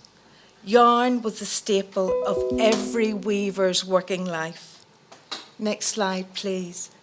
It is nigh impossible to overestimate the importance of correct yarn to weaving good cloth. From its outset in 1711 through to its dismantling in 1828, the Irish Linen Board had made repeated, though mostly futile, efforts to ensure a steady supply of statutable yarn for sale in the public markets. That is, yarn of a specified length and count, the count being the grist or the fineness of the yarn. Irish yarn had a notoriety for being sold ill-cleaned and missorted, commonly containing up to 5 or 6 counts.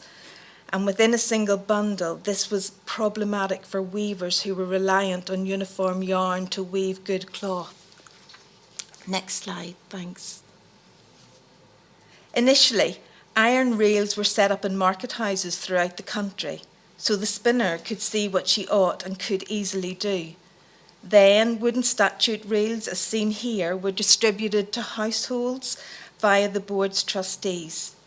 Each spring, there was an annual scramble by landowners to supply their tenantry, with Sir Charles Coote writing in 1748 that, "If I should get a tolerable harvest of wheels and reels, I shall go home rejoicing." Measuring 2.5 yards in circumference by turning it 120 times, at which point a cogged mechanism fitted to the rear would audibly click. A reeler would know they had a cut, or 300 yards. 12 such clicks meant that they had measured a hank, and with 4 hanks making a spangle, and 16 2/3 hanks a bundle, despite a physical similarity, it's important to distinguish between a reel and a spinning wheel. The reel was the means of measuring the length of the yarn spun on the spinning wheel. Determine the count of the yarn, however, you had to weigh it to determine how many hanks made up a pound in weight. and multiplying by this gave you the count. Their distinctive sounds, the crack and the snore, as Herbison penned it, were the soundtrack of rural life in Ulster. And the loom too had its own terminology. Starting at the rear, the warp, they are stretched horizontally along the length of the loom. Due to the tension and the friction caused by weaving, combined with linen's lack of elasticity, it is essential that the warp threads are strong and well spun.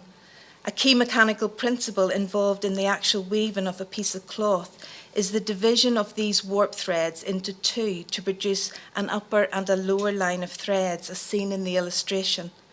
Each cord of the harness, you can see where that is, which controls the pattern and is free to move on a vertical plane, has a small eyelet called a mail, through which each warp thread is drawn. By elevating or depressing the harness, a division called a shed is created, and the woof contained in the shuttle can then be propelled through the shed from side to side so as to interlace it transversely to the warp. The heddles operate on the same principle, but control the ground or the body of the cloth. To compact the weft threads with the warp, a sleigh is used, and that houses the reed, which is used to beat up against the fell or the edge of the cloth. The two vertical timbers of the sleigh, the swords, are suspended from the top of the loom and allow it to rock forwards and backwards, controlled by the hand of the weaver. Next slide shows the shuttle. Its ends, tipped with iron, hold a small pern of woof thread. It runs upon two small wheels or rollers made of iron, and it has a porcelain eye in the side to allow the woof an escape. In weaving by hand, it is critical to keep the height of the shed just as low as possible, so that the hand loom shuttle, it only measures an inch. And you can see the temples here, immediately behind the shuttle, which are made of two pieces of hard wood with small sharp wires at either end, which lay hold of the edge of the selvage, and they keep the wab extended and taut. Their length can be adjusted by means of a cord which passes obliquely through the holes in each piece. Contrary to Bill Crawford's assertion that temples were an Ulster invention of the 19th century, their use predates it on the continent by several centuries. And the next dressing shows, or the next slide, I should say, shows the dressing. The dressing of the wab is of first importance in weaving linen. It serves to give the warp thread sufficient strength to enable it to bear the strain of weaving. It also lays all the fibres of the flax down smoothly, which reduces the friction and gives the cloth a smooth and glossy finish. Flour mixed with water to the consistency of paste is laid lightly on a brush and then stippled onto the warp threads along the stretch, that is, from the warp beam at the rear of the loom to the rear of the harness. And a goose wing is used to fan it dry, and then tallow and animal fat applied to prevent the dressing from becoming brittle and unworkable. A supply of it was usually kept at hand by pressing it against the post of the loom to the rear. Having covered, the next slide shows the basic terminology of the loom. I should now like to introduce you to two weavers who have a special place in my own story as a weaver. Willie Taylor, a Scotsman, taught to weave damask by a... And here James Green kisses the shuttle as he pulls the weft through the little porcelain eye and brings it up to suck it through and throw it into the web and into the shuttle box.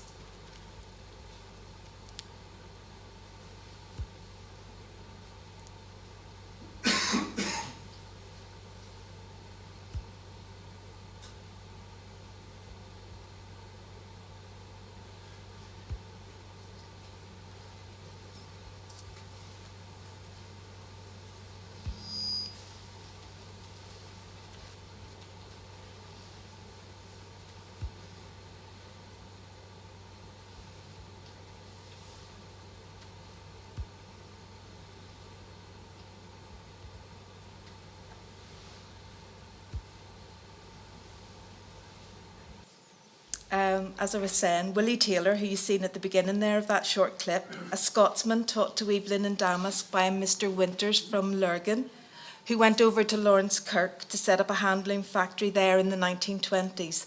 And there at the end, we've seen James Green, a damask weaver from Blairy in County Down.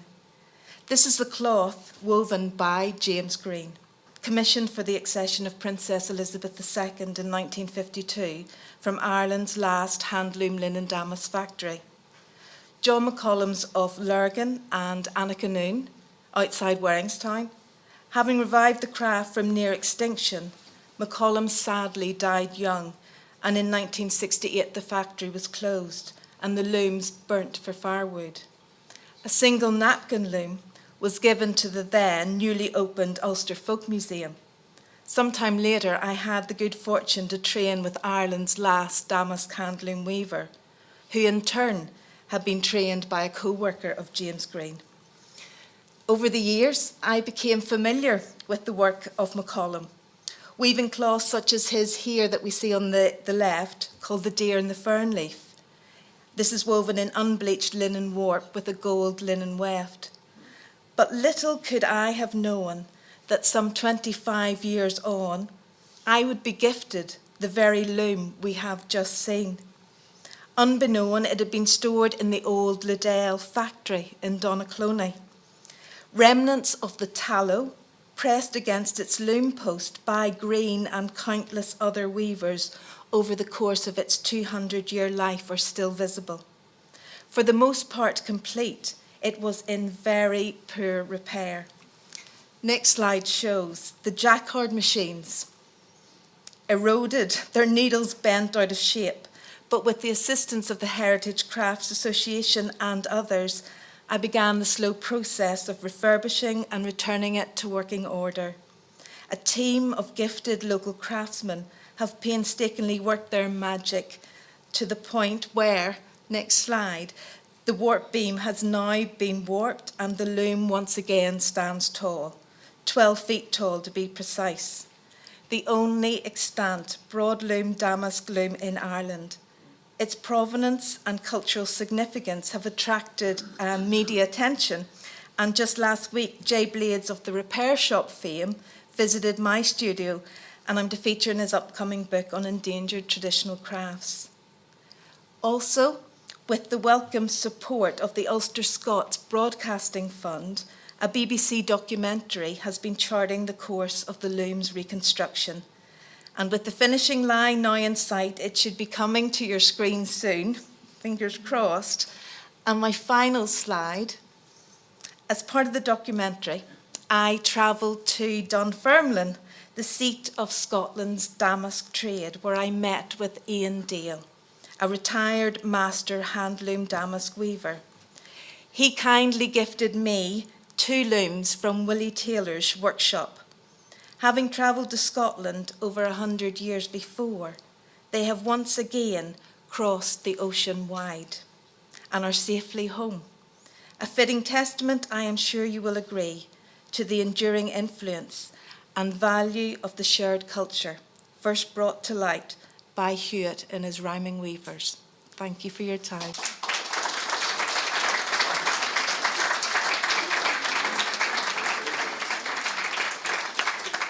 You've already seen one of our brilliant Northern Bridge PhD researchers talk on weaving, Deborah White. I have delight in welcoming shortly to the stage another of our brilliant PhD researchers, Gráinne Milner-McClune.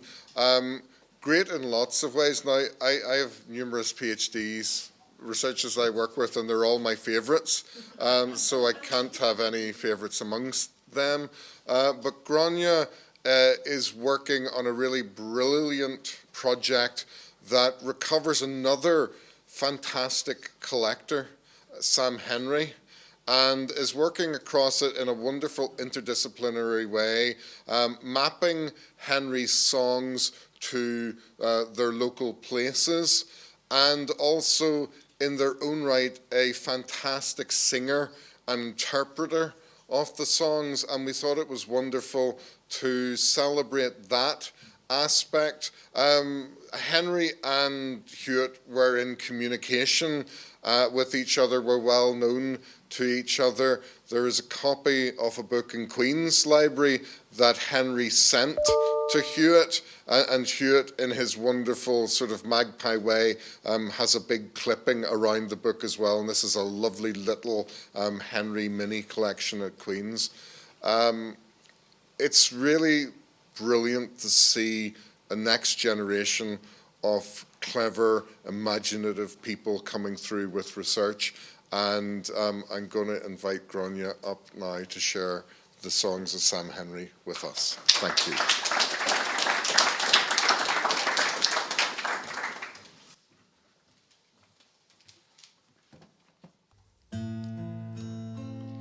Leaving sweet, lovely Derry for fair London town. There was no finer harbour all around can be found, where the youngsters each evening go down to the shore, and they join in the dance for the maid of Culmore. The first time I saw her, she passed me by, and the next time I saw her, she bid me goodbye, and the last time I saw her, it grieved my heart sore, for she sailed down Lochfoyle and away from Culmore. If I had the power, the storms for to rise, I would make the wind blow out, and I darken the skies. I would make the wind blow out, and salt seas to roar, till the day that my darling sailed away from Culmore to the far parts of America. My love, I'll go see, for it's there I know no one, and no one knows me. But if I don't find her, I'll return home no more. Like a pilgrim, I'll wander for the maid of Culmore. Like a pilgrim, I'll wander for the maid of Culmore. Thank you.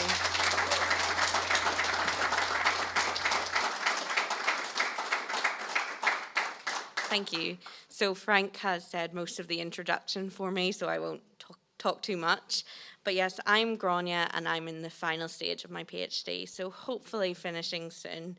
And I'm also currently working with the Causeway Coast and Glens Museum Service on this project of the Sam Henry songs. And there's three sort of main aspects to my PhD.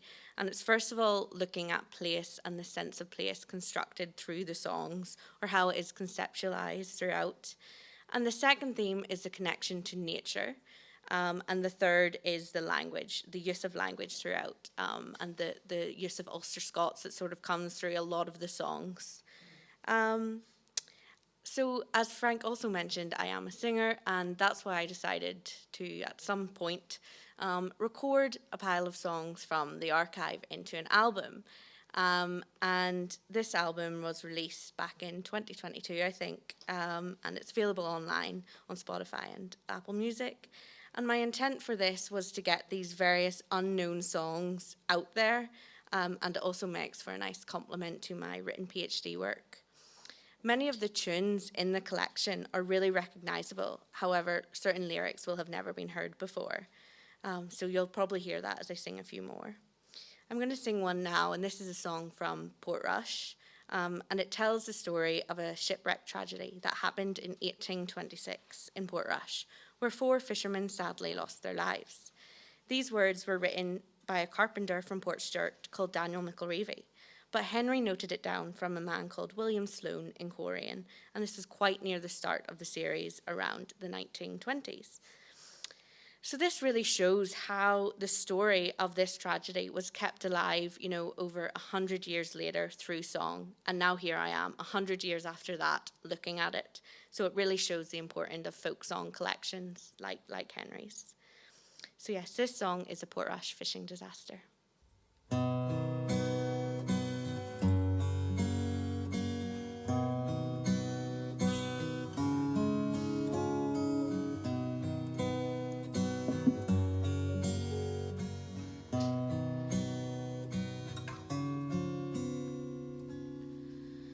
Come all you jolly seamen who plough the raging main, and give me your attention till I relate the same concerning four young heroes who were obliged to die, and in the foaming ocean their bodies fair do lie.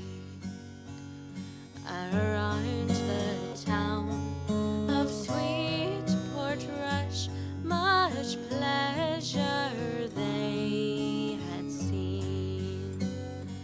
No more they'll roam the flowery hills where oft times they had been. Their sweethearts and their comrades dear, they bid them all adieu. 'Twas the raging seas and stormy waves that parted them. It was not for lack of courage or skill that they did not neglect. A hard squall of winds came on their boat, it did upset. The wind, it blew tremendously, and high did run the waves, and soon the stormy ocean became their watery graves. Oh, had it pleased Jehovah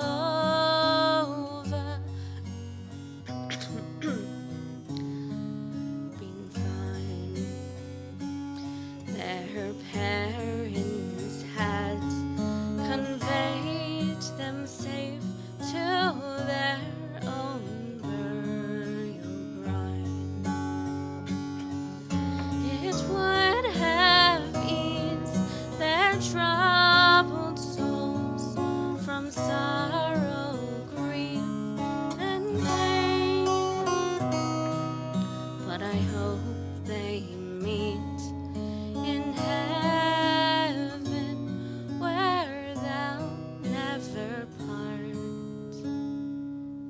again.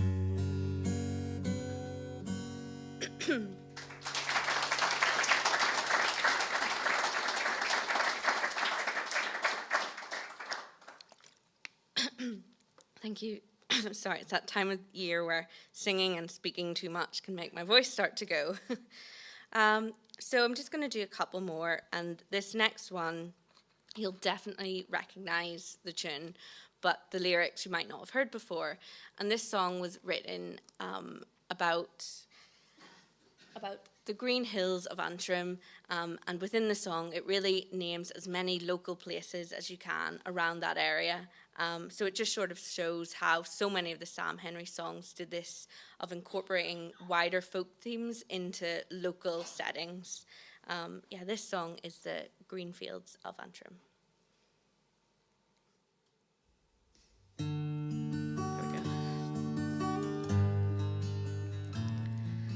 Oh, dark was the day when I sailed from Cushleek and crossed the wide ocean, my fortune to seek.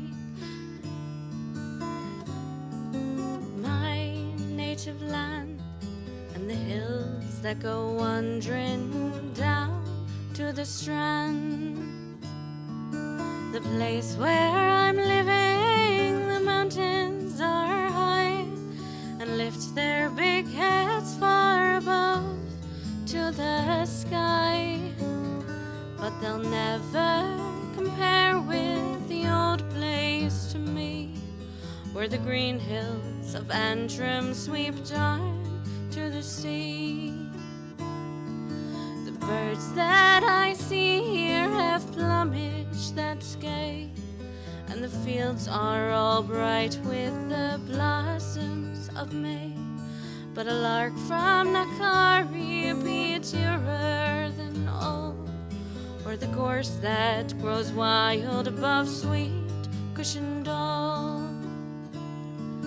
The birds from this country are bonny and bright, the ways that they dress are a wonderful sight.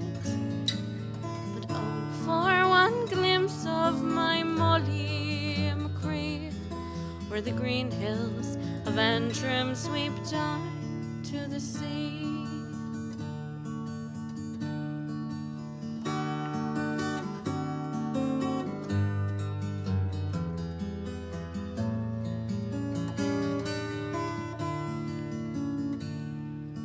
Oh, dark was the day when I sailed from Cushleek and crossed the wide ocean, my fortune to seek.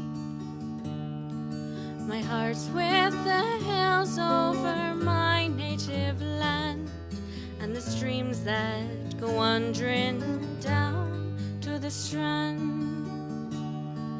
The place where I'm living, the mountains are high and lift their big heads far above to the sky.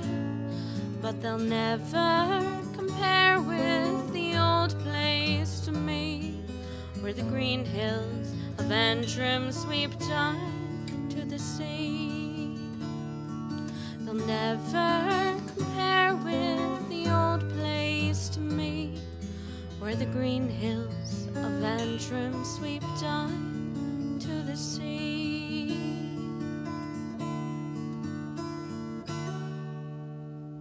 Thank you.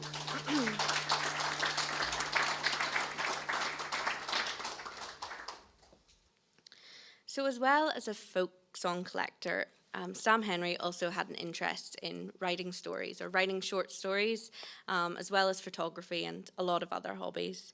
And he published a book that was called A Hank of Yarns, with lots of short stories, and it also contained 32 illustrations from lino cuts.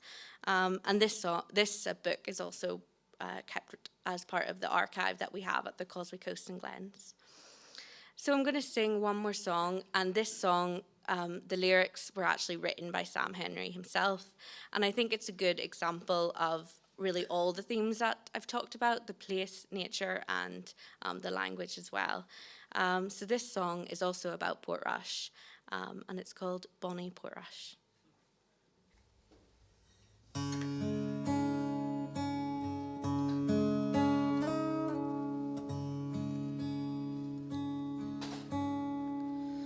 Oh, bonny portrush, you shine where you stand. The more I think of you, the more my heart warms. Where I knew you now as I once was before. All the gold of old England would part us no more. Remore proudly rides like a ship on the sea, while the isles of the Skerries away in the lee. The sun and the sea bring blessings to all, as round thy bright borders we follow the ball. One day on the links, kind fate came to me, her eyes lit with love were as blue as the sea, her hair like the gold of your beautiful shore. For now and forever, my girl I adore. Oh, bonny portrush, I will ever be bound to the hills that we see, where heart ease I find. You brought me all blessings that life has in store. So good luck and goodbye to your wave-beaten shore.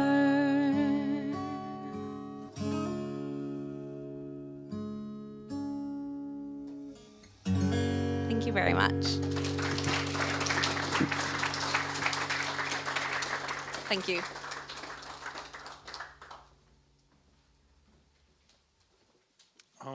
Thank you very much, Gronia. We've been celebrating the culture and heritage of 18th and 19th century Ulster from the perspective of the Ulster-Scots tradition. But of course, we've got to remember that, Ulster was in the period that we are discussing, a province of multiple culture, heritages, languages. So it's only right and proper that our second panel this afternoon should be on the culture and heritage of the Irish language in the province of Ulster during that period. So no better person to introduce the panel than my colleague, Professor Malachy O'Neill, who is the Director of Regional Engagement here at the University of Ulster. In his academic life, he's also a Professor of Irish. Malachy.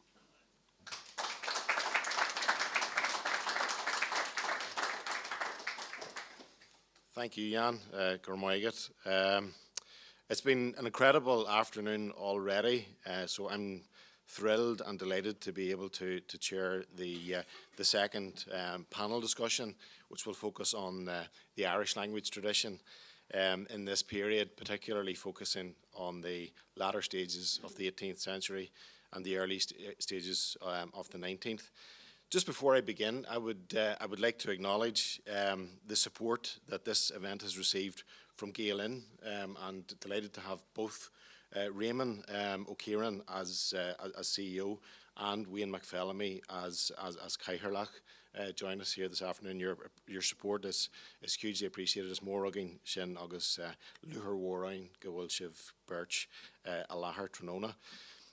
Also like to just mention the fact that reiterate the fact that this is really the coming together of two of the subcommittees of the Academy itself.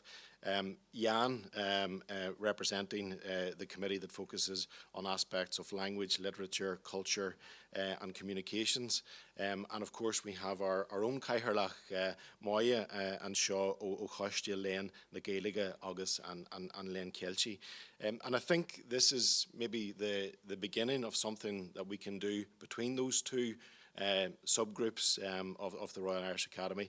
I'm delighted, of course, to have it here in Ulster-Scots in Ulster University, and to be the trailblazers in that regard. So, Guramila Moigav as Okberguds Takiakta Lishin Alig. The two speakers that we'll have this afternoon from the Irish language context will need no introduction in the university or indeed in Greater Belfast. Two Belfast natives, both widely known and highly regarded for their scholarship locally, nationally and indeed globally in Irish studies and Celtic studies. We have, first up this afternoon is Dr. Art Hughes from Ulster University. Art is, of course, a reader here in Irish. He was also my PhD supervisor, so I'm particularly pleased to be able to introduce him here this afternoon. And Art will be joined on the panel by I was going to say our own Fintan de Bruin. We're still claiming him. He might have gone to Maynooth, but he's still very much a Ulidian, and we're delighted that Fintan has returned to Ulster University this afternoon to share with us some of his research expertise and thoughts on this period. In relation to this period specifically, the two characters in the Irish language world that really stand out, for me anyway, are probably E. MacDonald and Robert Shipboy McAdam. And it's fitting that Fintan's relationship with Irish in many ways was formed under the stewardship near to here of Colin Beckett in St. Malachy's, and of course Colin Beckett was the scholar that focused on the life and work of E. MacDonald. Allied to that is the work of Art on Shipboy McAdam. He literally wrote the book, and indeed when I look back on the Art's work on Robert Shipboy McAdam in preparation for today, he published it in '98. While I was a first-year student under his tutelage in Coleraine, and the same period, Jan was my English professor. So delighted to bring that full circle here this afternoon. So we have a small number of slides, some media files, and perhaps even some audience interaction when Art gets going properly later on. But I'll hand over now to Art, who will focus on the 17th century, that period of late 17th century, 18th century, the poetry that was that emerged from that period, the works of the likes of Art McCooey, of course, who wrote on my own kinsmen, and the Armagh branch of the O'Neills, and he'll reference the work of O'Tuma and Kinsella in Andúnara, a collection that many of you will be very familiar with, and he'll share with us a version of the Oran tradition, the Condi Weo, the traditional song on County Mayo. Fintan subsequently will look at the kind of work, that relationship between work, trades, craftsmanship, and the generation of literature and the song tradition in that period. I've already mentioned E. MacDonald. Fintan will consider also the work of Thomas Beggs in that period, and the run into the period known as An Gorta Mór, or the Great Famine. And of course, during our conversation, we'll look again at that relationship between Ulster-Scots and Irish, and indeed between Ireland and Scotland in that period. So maybe that's a call to let me know that it's time for Art to come on. Art.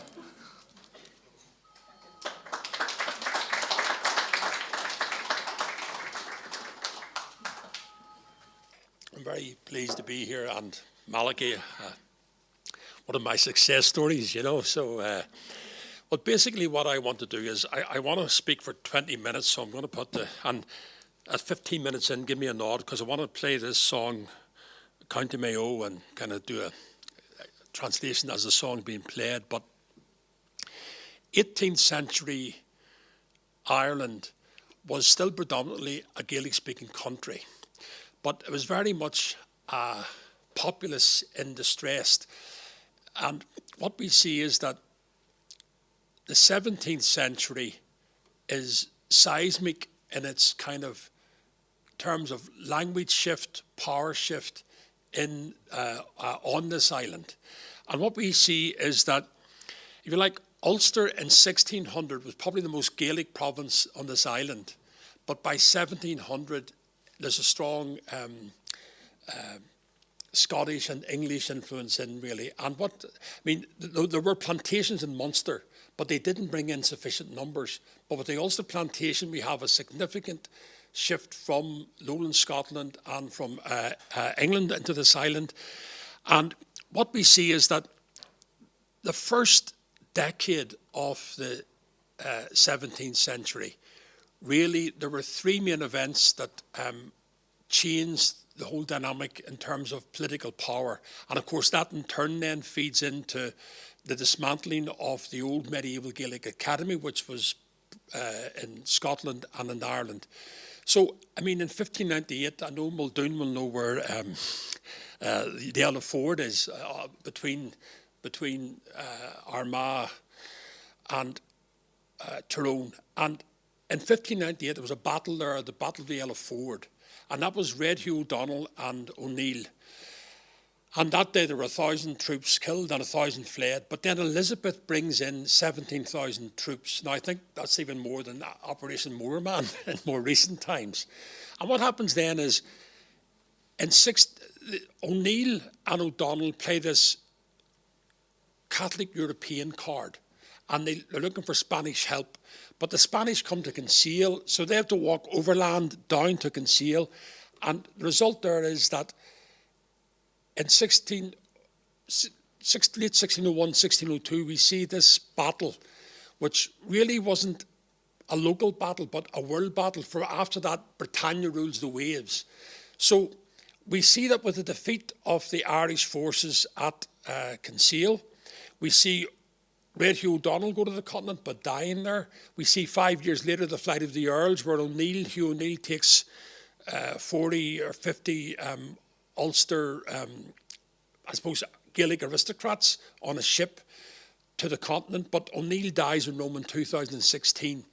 So the flight of the Earls in 1607 opened the door for the plantation of Ulster in 1609. So those three key events in the early 17th century shape and roadmap the way ahead politically. And what we see is, we see that the power then shifts from a rural petty kingdom, Gaelic Ireland, to an urban plantation, where English is now the language of the court, it's the language of politics and the language of trade. So this was, if you like, the dismantling of the old Gaelic order in Ireland.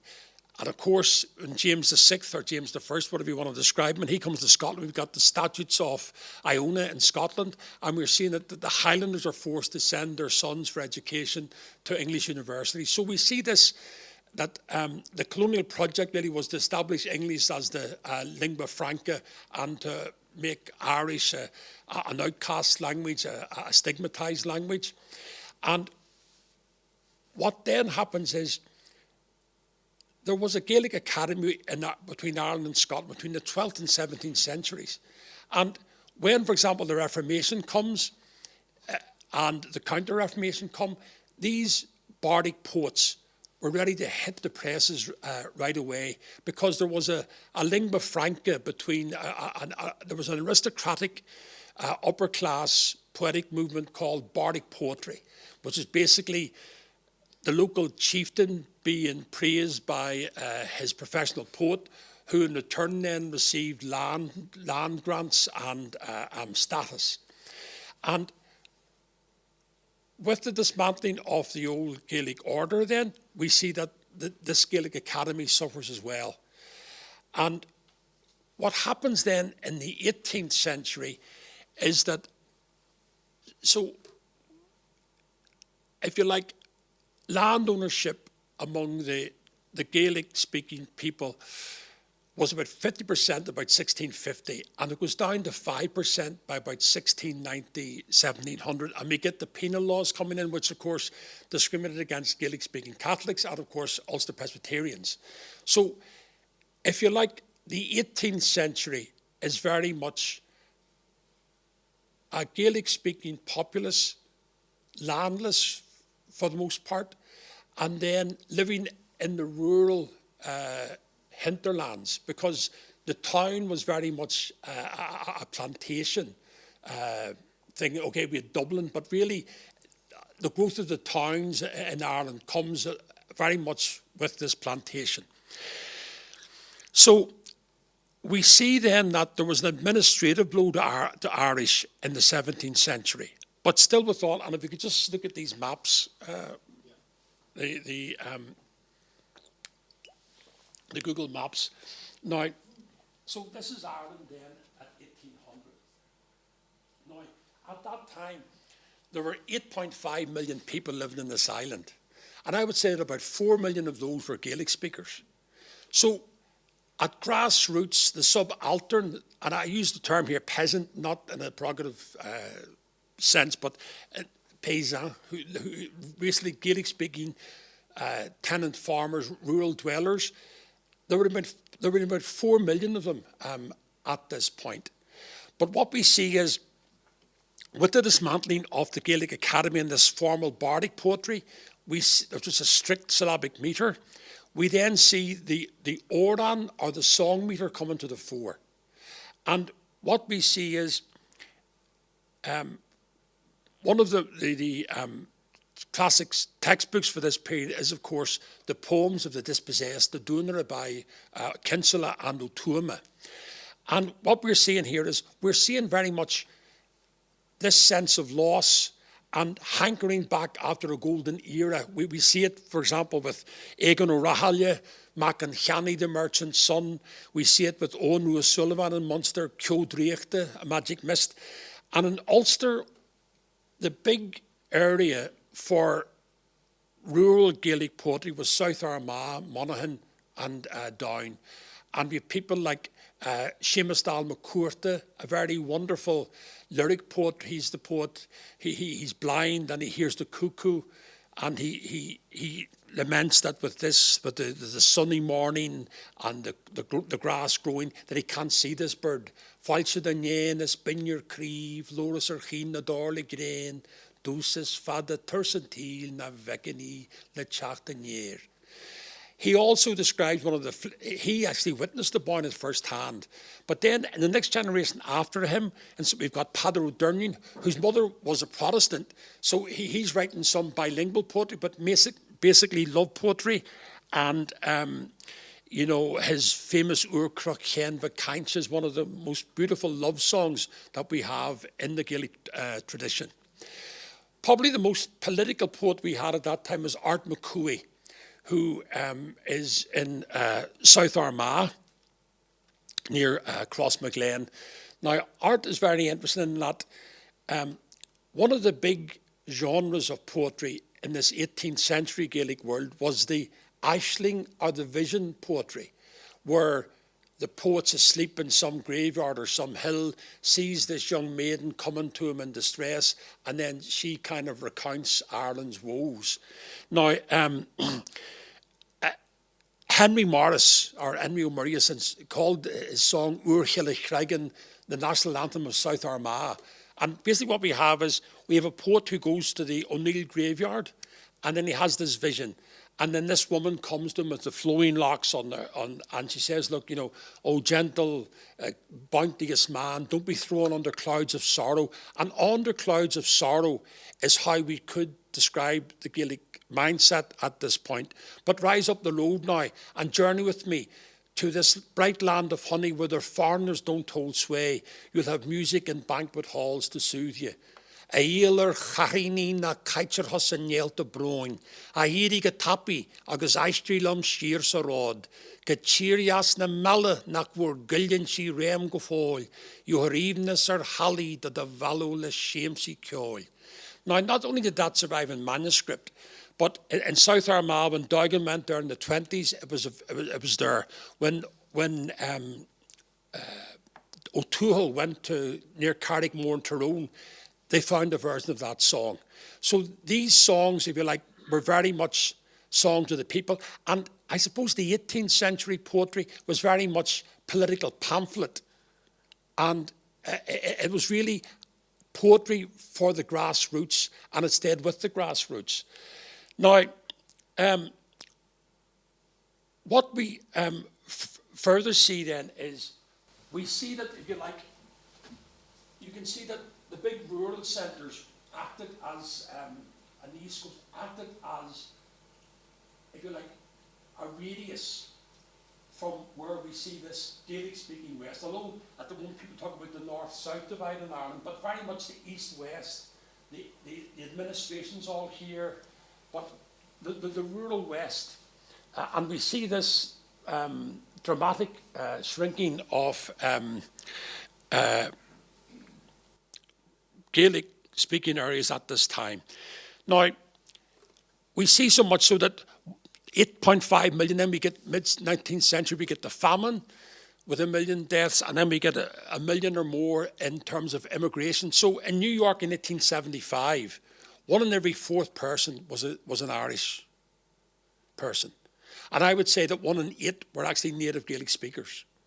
But it was very much a language that was kind of closeted. It was a stigma. English was seen as the language of social advancement, of advance, of education, sophistication.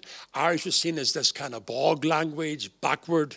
And but what we do see is that within Ireland, we see that the linkage between Ireland and England has always been a very, very strong one, with a lot of two-way traffic. And in fact, if we look at the British Army, like about 25% of it was Irishmen in the 19th century. And this song, if you like, I want to play for you now. Well, no, not just not yet, but it's a song about the rural west of Ireland.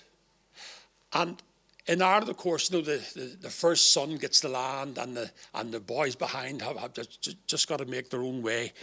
Now, one of the earliest English songs we have in Ireland is a late 17th century song, The Rocks of Bawn, which describes the boy out ploughing, and then I wish the Queen of England would send for me in time. I wish that she would send for me all in my youth and prime. I'd fight for Ireland's glory from the early day of dawn, and I never would return unto the lonely rocks of Bawn. And what we have here, we've got also Ansiger Treke, the deserted soldier who cut his middle finger off to get out of the army. But this next one is a song from Mayo. And this gentleman has joined the British Army, the recruiting sergeant, and then he's been a bit of a bad boy himself. He's a few debts in Mayo and he can't go back and stuff. But it's ended up, he's out in Santa Cruz. And this is his kind of, he knows he'll never see County Mayo again. So what I'm going to do is, there's a woman from Connemara called Sarah Grealish. You know the footballer Grealish who plays for England? His people are from Connemara. Harry Kane, the English captain, his grandfather was a native speaker from Connemara. So this kind of link between, you know, the Irish and the English is strong. So this one here, now I'm going to let this song play. I'm just going to translate it for you. But it just shows you that even within the ranks of the British Army, both in the Scottish regiments and in the Irish regiments, there would have been this strong contingent of, if you like, closeted away Gaelic speech. So we'll hear this song now, County Mayo.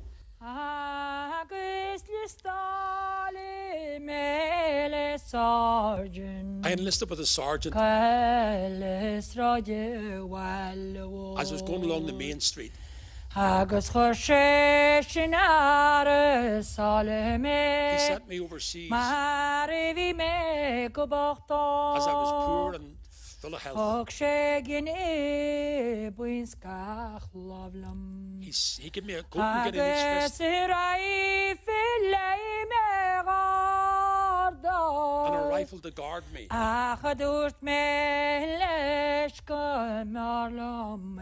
I told him I much prefer this than County Mayo. But then, wait. And on Paddy Lynch's ship, I am despondent, racked with sorrow,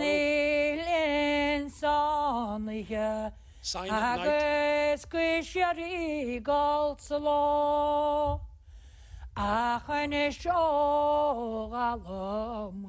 But now that I know my mind was puzzled, and I am so far from my people,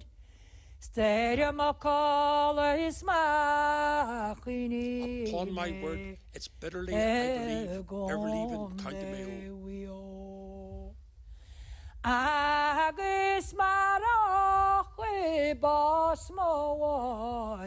And only that my little mother died, and we was right as rain. Out of a bottle in each hand, in the company of young maidens. But from drinking too many quarts and pints, and the law to be so forceful,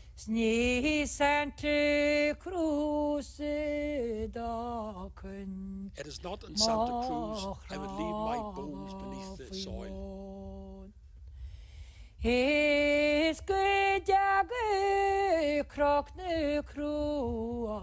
And until Croc visits the great river,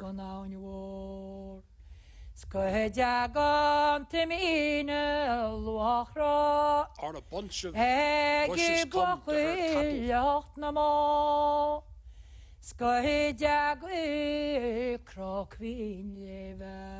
and Croc Fiendleve falls in the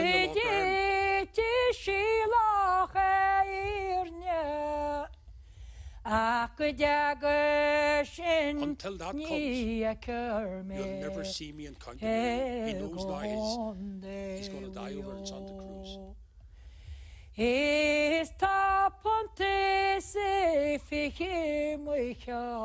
I'm owed 21 pounds in Mayo.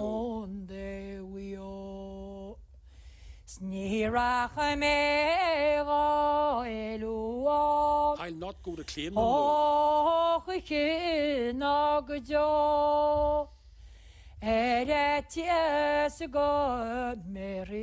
In case I'd be arrested there. And I'd be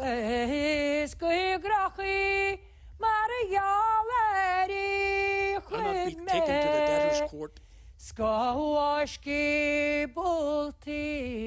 And iron bolts would be fastened to the shoes of my, to the laces of my boots. My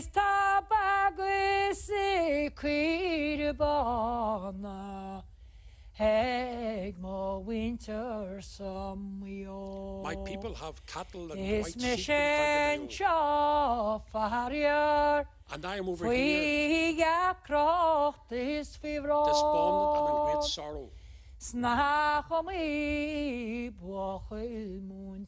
And when we manage a fine stopping lad, and modest, comely maiden, could be there to lament me if I was dying in County Mayo.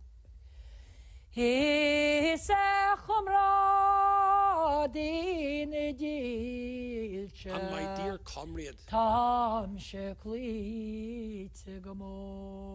am past all I couldn't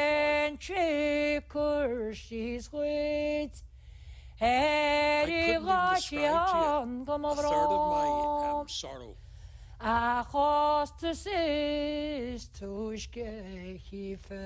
as you're the first one to go, to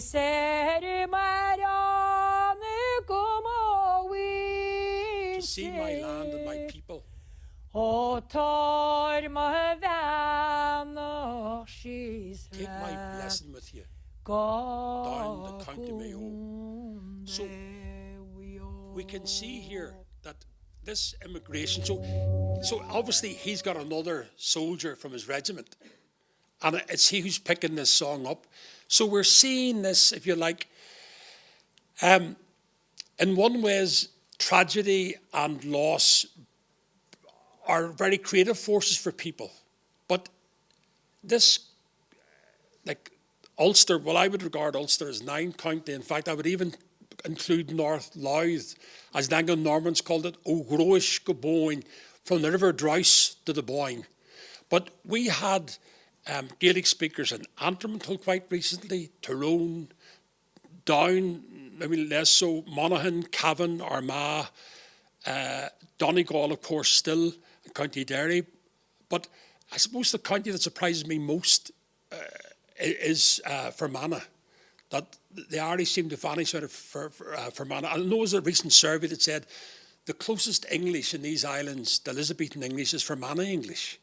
So, but what I think, hopefully I have given you some flavour of, is that really rural Ulster in 1800, out of the big towns, would have been predominantly a Gaelic-speaking environment.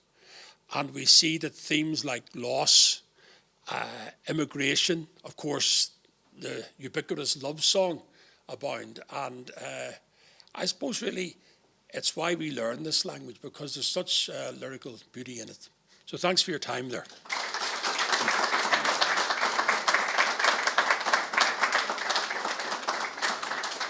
Gur céad maigad as sin art agus an darna cainteoir in sa faniel seo ag pilliú ar na seanóid an talú Fintan de Brún. Fintan, delighted to have you back in Ulster University, so gur míle maigad.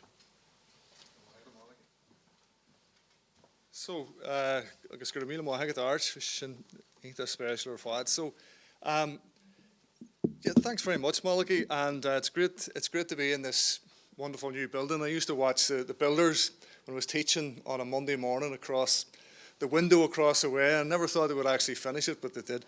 No, that was about 10 years ago. But anyway, it's here now, and it's a fantastic building. Yeah, I mean, Malachy gave you sort of an outline of the things that I'm going to talk about, and this is very much in the mode of an informal discussion of the Gaelic tradition, the Irish language tradition in the northern half of Ireland, in contemporaneously with the Ryman weavers. But I am going to talk as well about Thomas Beggs, who was one of the Ryman weavers, and his similarities in many ways to the poet that both Malachy and Art mentioned from County Meath, E. MacDonald, who lived just around the corner in Millfield and was in the employ of Robert Shipway McAdam. And actually, when we're on Malachy was saying that these two buildings are going to be named.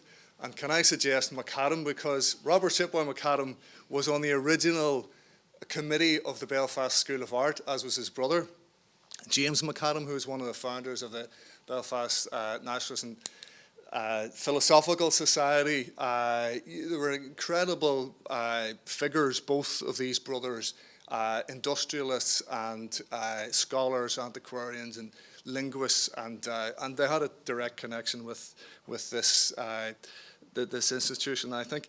So I'm just going to look at a couple of things I have written here. But anyway, Malachy said that it would talk a bit about work and industry and professions and trades and things like that. Because, as Art said, you know, the Andúnara poems of the dispossessed, the Otuma and Kinsella anthology was hugely influential from the early 80s onwards. It sort of frames a narrative, and it's become a go-to textbook in university courses for poetry of particularly of the 18th century in Irish. And it's extremely useful as an anthology, but I suppose, like so many things that we learn in courses and at school and so on, there becomes a sort of a general notion that arrives from that, and part of that is the image of the Gaelic Irish as downtrodden and bedraggled and on the margins and so on.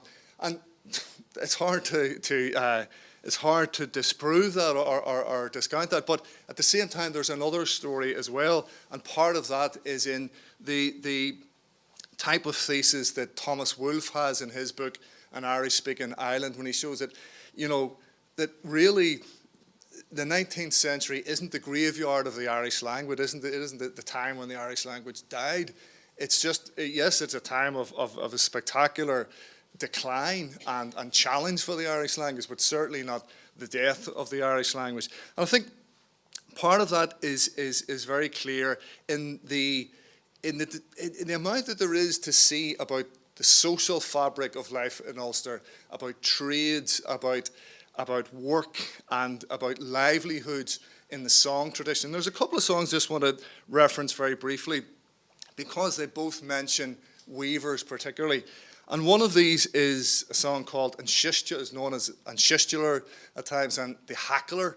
And it's one of these classic songs where a bit of a chancer, a bit of a rake, tries to woo this young woman with all sorts of, you know, exaggerated notions of his own importance and so on. And his kind of his tactic on this occasion is to say, well, look, all of these other trades that people do, if you married any one of these guys, you would be basically a slave and a drudge.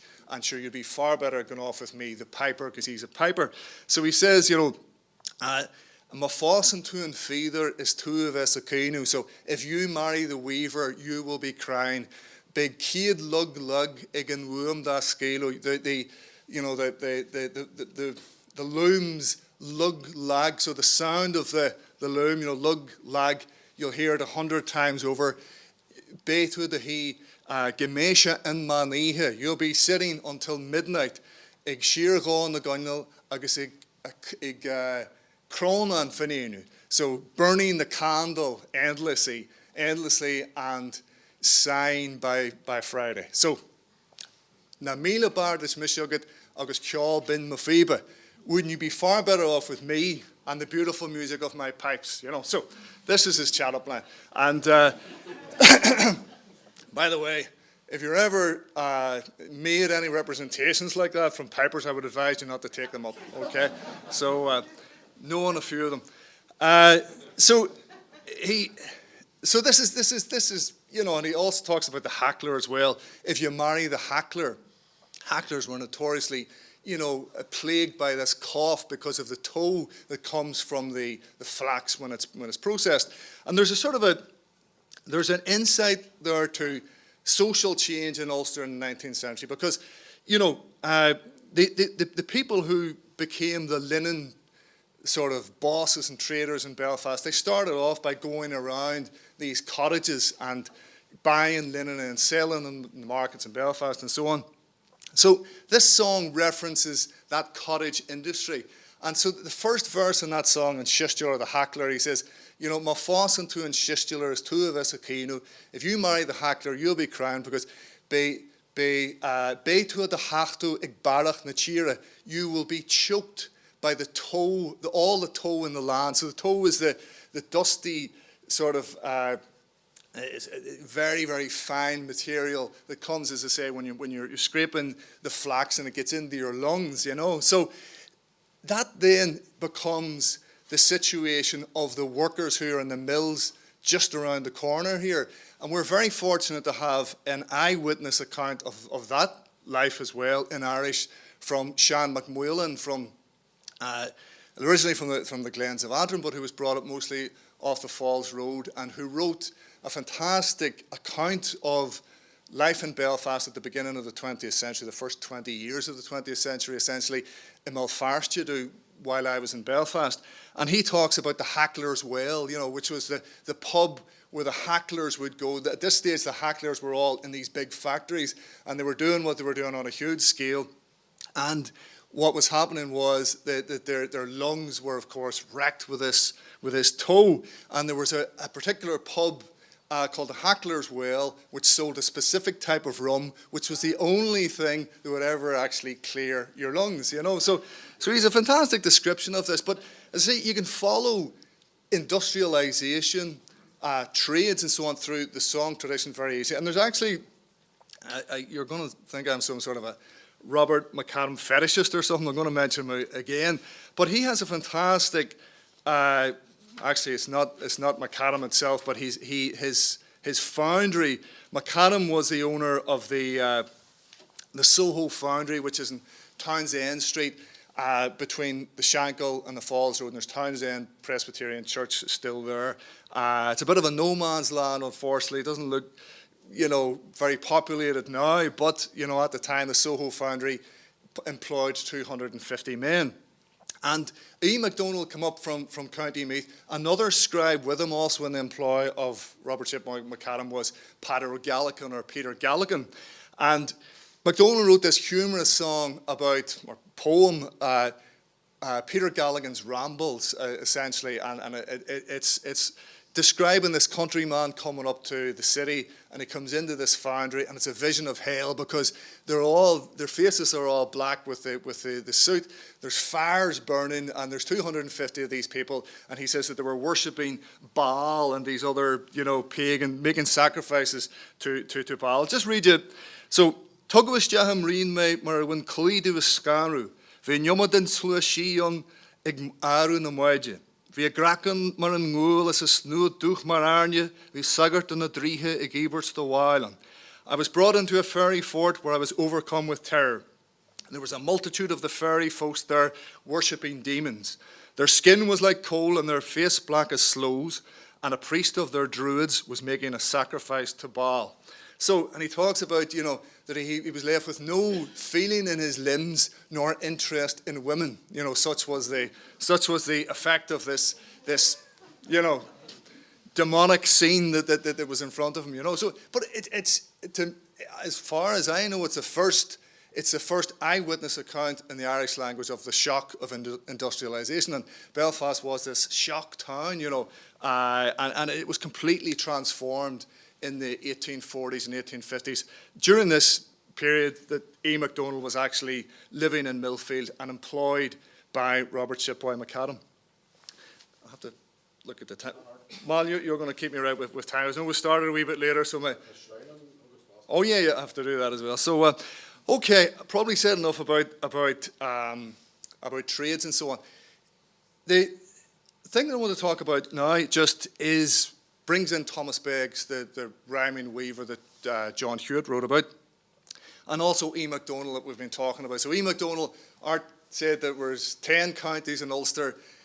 MacDonald was actually from North County Meath, and he regarded himself as an Ulster poet as well. You know, so the border of Ulster was always fluid, and sure, we're talking about sort of the border for quite a while now, particularly in the 20th and 21st centuries. But anyway, E. MacDonald, as I say, regarded himself as an Ulster poet, but he was given this opportunity by Robert Shipboy McAdam. He was employed to collect manuscripts, to go around to collect songs, anything at all in this big project that McAdam had. He was an antiquarian, but also a revivalist as well.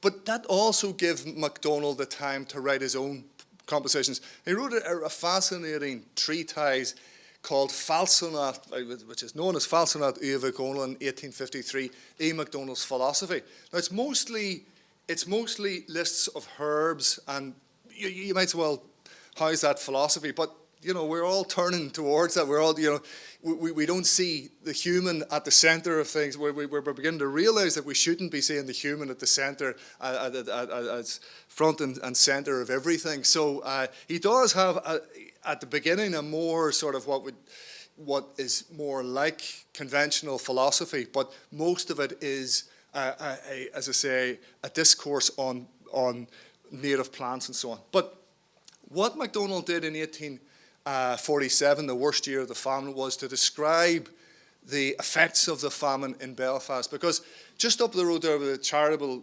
institution, and there was a board of health that met and decided that the spread of fever was so bad that they would have to take drastic measures and round up all vagrants and put them in the old House of Correction. So the House of Correction was a prison no longer used at that time. It had gone out of use by 1847, but it was still there. It's in Howard Street, where there are many fine eateries, very, very ironically now. But this is where people were sent, anybody who was vagrant.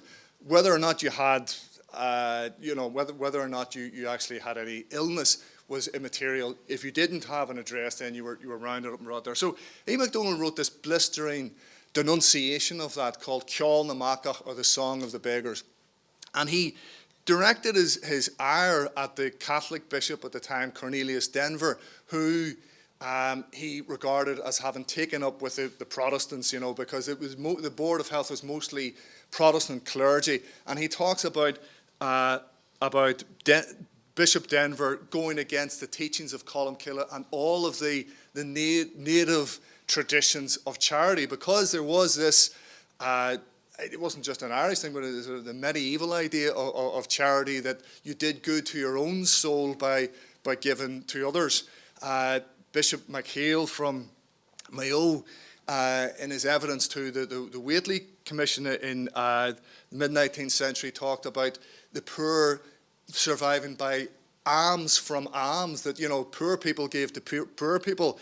Poor people travelled the roads in the 19th century in Ireland in huge numbers, and they weren't refused accommodation. There was a very strong sense that, you know, you would actually be improving your own soul by, you know, by giving alms to someone else. So anyway, MacDonald writes this poem where it's a blistering denunciation of Bishop Denver and of the Board of Health's response to this crisis. Now, at the same time, looking at it from the other perspective, the disease was rampant.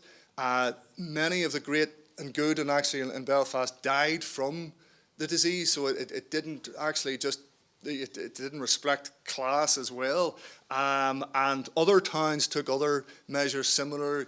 In Cork, they put up barricades in the approach to Cork and so on. So this wasn't an isolated thing, but A. MacDonald was outraged that this is the case. Now, it's important because, you know, it's a voice given to people who had no voice at the time, because there's always this observation made about the famine that there's very little from eyewitness accounts in terms of song and so on. Why would you want to write a song or a poem about the famine? You know, when there's this sense that there was a silence about the famine. There is one song in particular, Oran and Gorta, the Song of the Famine, which actually makes this point. Neil Ceol and Ianach, na sim and Yano. There's music nowhere, nor interest in making it. This wasn't a time for the arts, for song. It was a time for survival. So that we have this eyewitness account from A. MacDonald, and it only survives in one manuscript, you know, I think is very significant.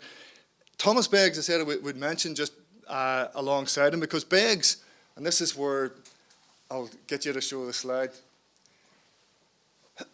Now, Thomas Beggs was a weaver who died in 1847, July 1847, the same period that E. MacDonald was talking about, the very same month. Died of fever in 1847. This is a rare thing. Obviously, you don't normally get to see photographs from people of the 1840s, but there was this type of photograph, calotype, that was taken between 1843 and 1847. This is George Troop, the editor of the Banner of Ulster, the Presbyterian newspaper. So in 1847, George Troop either himself or sent a reporter around various Presbyterian sort of areas where working class, Presbyterians live, particularly weavers and so on, and gave an account of the famine there. And the area in which Beggs lived in Mollusk was said to be among the worst or the very worst of all. So what the Banner of Ulster tried to do was to show that actually Presbyterians were suffering, in a huge way from this crisis. And Samuel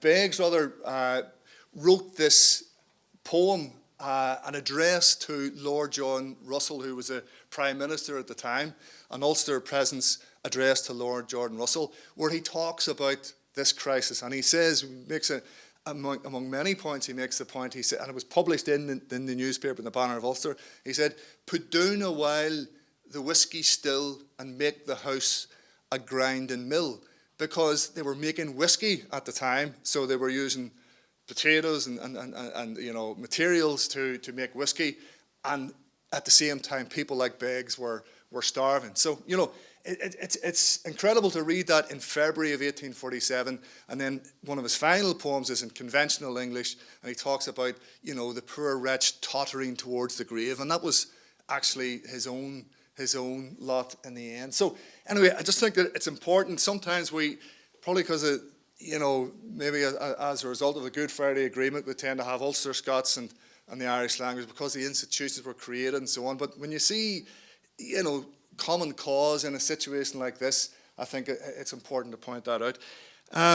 In terms of time now, I'm probably coming very close to where I should stop. Just want to say, finally, there's a couple of things.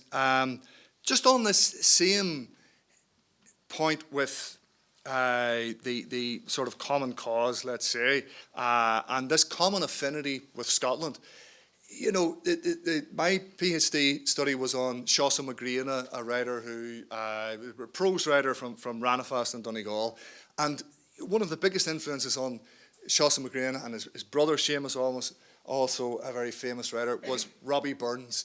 The first poetry that Donegal people heard, Cathal O'Sharkey talks about the first poetry he heard was his father coming back from seasonal work in Scotland and reciting Burns. I'm not that old, and when I stayed in Ranafast in the 1980s and 90s, Willie Frank Hunnell, who was the brother of Nora Frank Hunnell that I used to stay with, remember him accompanying me to the bus, and he would have poetry by Raftery and then poetry by Burns, and he had the same experience of going to Scotland and picking up Burns' poetry. Padraig O'Boyle, who's a colleague of Raymond and Wayne's in Gael Lynn from Ranafast, has written a book on Burns. There's a fascination with Burns in Donegal because it's part of that literary heritage. It's part of lived experience as well, because when people went to work in Scotland or talked about seasonal migration and so on, this was one of the things that people brought back was collections of Burns' poetry. I haven't even mentioned Thomas Carlyle, who was another Scot and a huge influence, the Sage of Chelsea, huge influence on Seosamh McGreana and Seamus McGreana, writers from Donegal in the 20th century. But I think probably, where is Molly? Oh, there he is. Said enough at this stage. Malachy, come on, Leishkill, to go your rights, so go to Milan Wagon.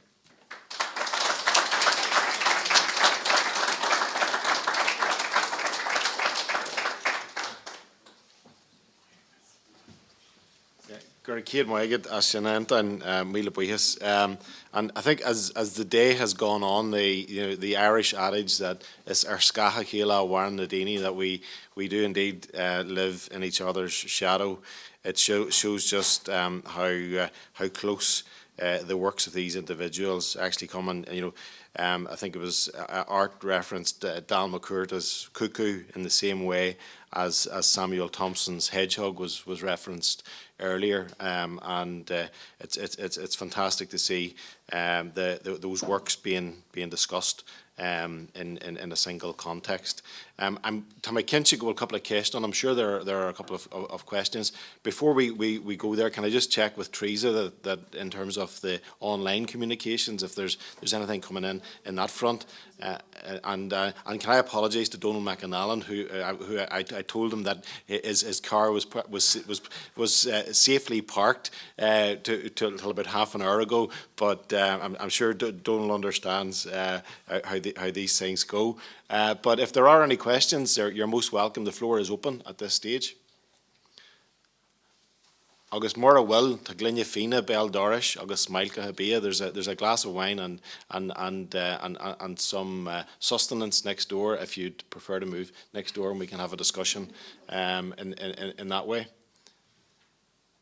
Okay, I'll assume we're going to move next door. So without further ado, I'll hand over to really the driving force behind today has been Jan from the start. Frank and I have been delighted and privileged to play a small part in bringing this together. So I'll hand over to the focal skirt, the final word, over to Jan.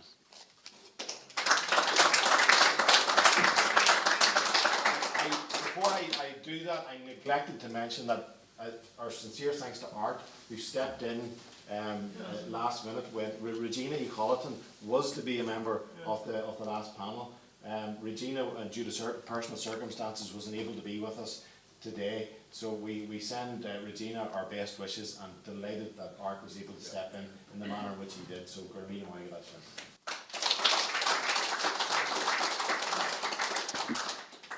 Thanks very much, Malaki, and thanks to all the speakers today. I think we've had a fantastic day. Well, even if I'm saying that, but thanks for all the fantastic contributions, and I think the richness of the discussions and the breadth of the various aspects of 18th and 19th century culture of Ulster that has come through today's presentations just demonstrates how massively important and vibrant the culture of that period was in this province, and how important it is that we continue to celebrate it.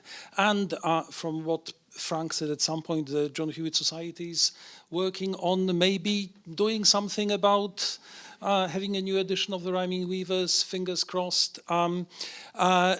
So thanks again to everyone. Before I invite you all to next door for a bit of supper and a few drinks, could I just say one other thing?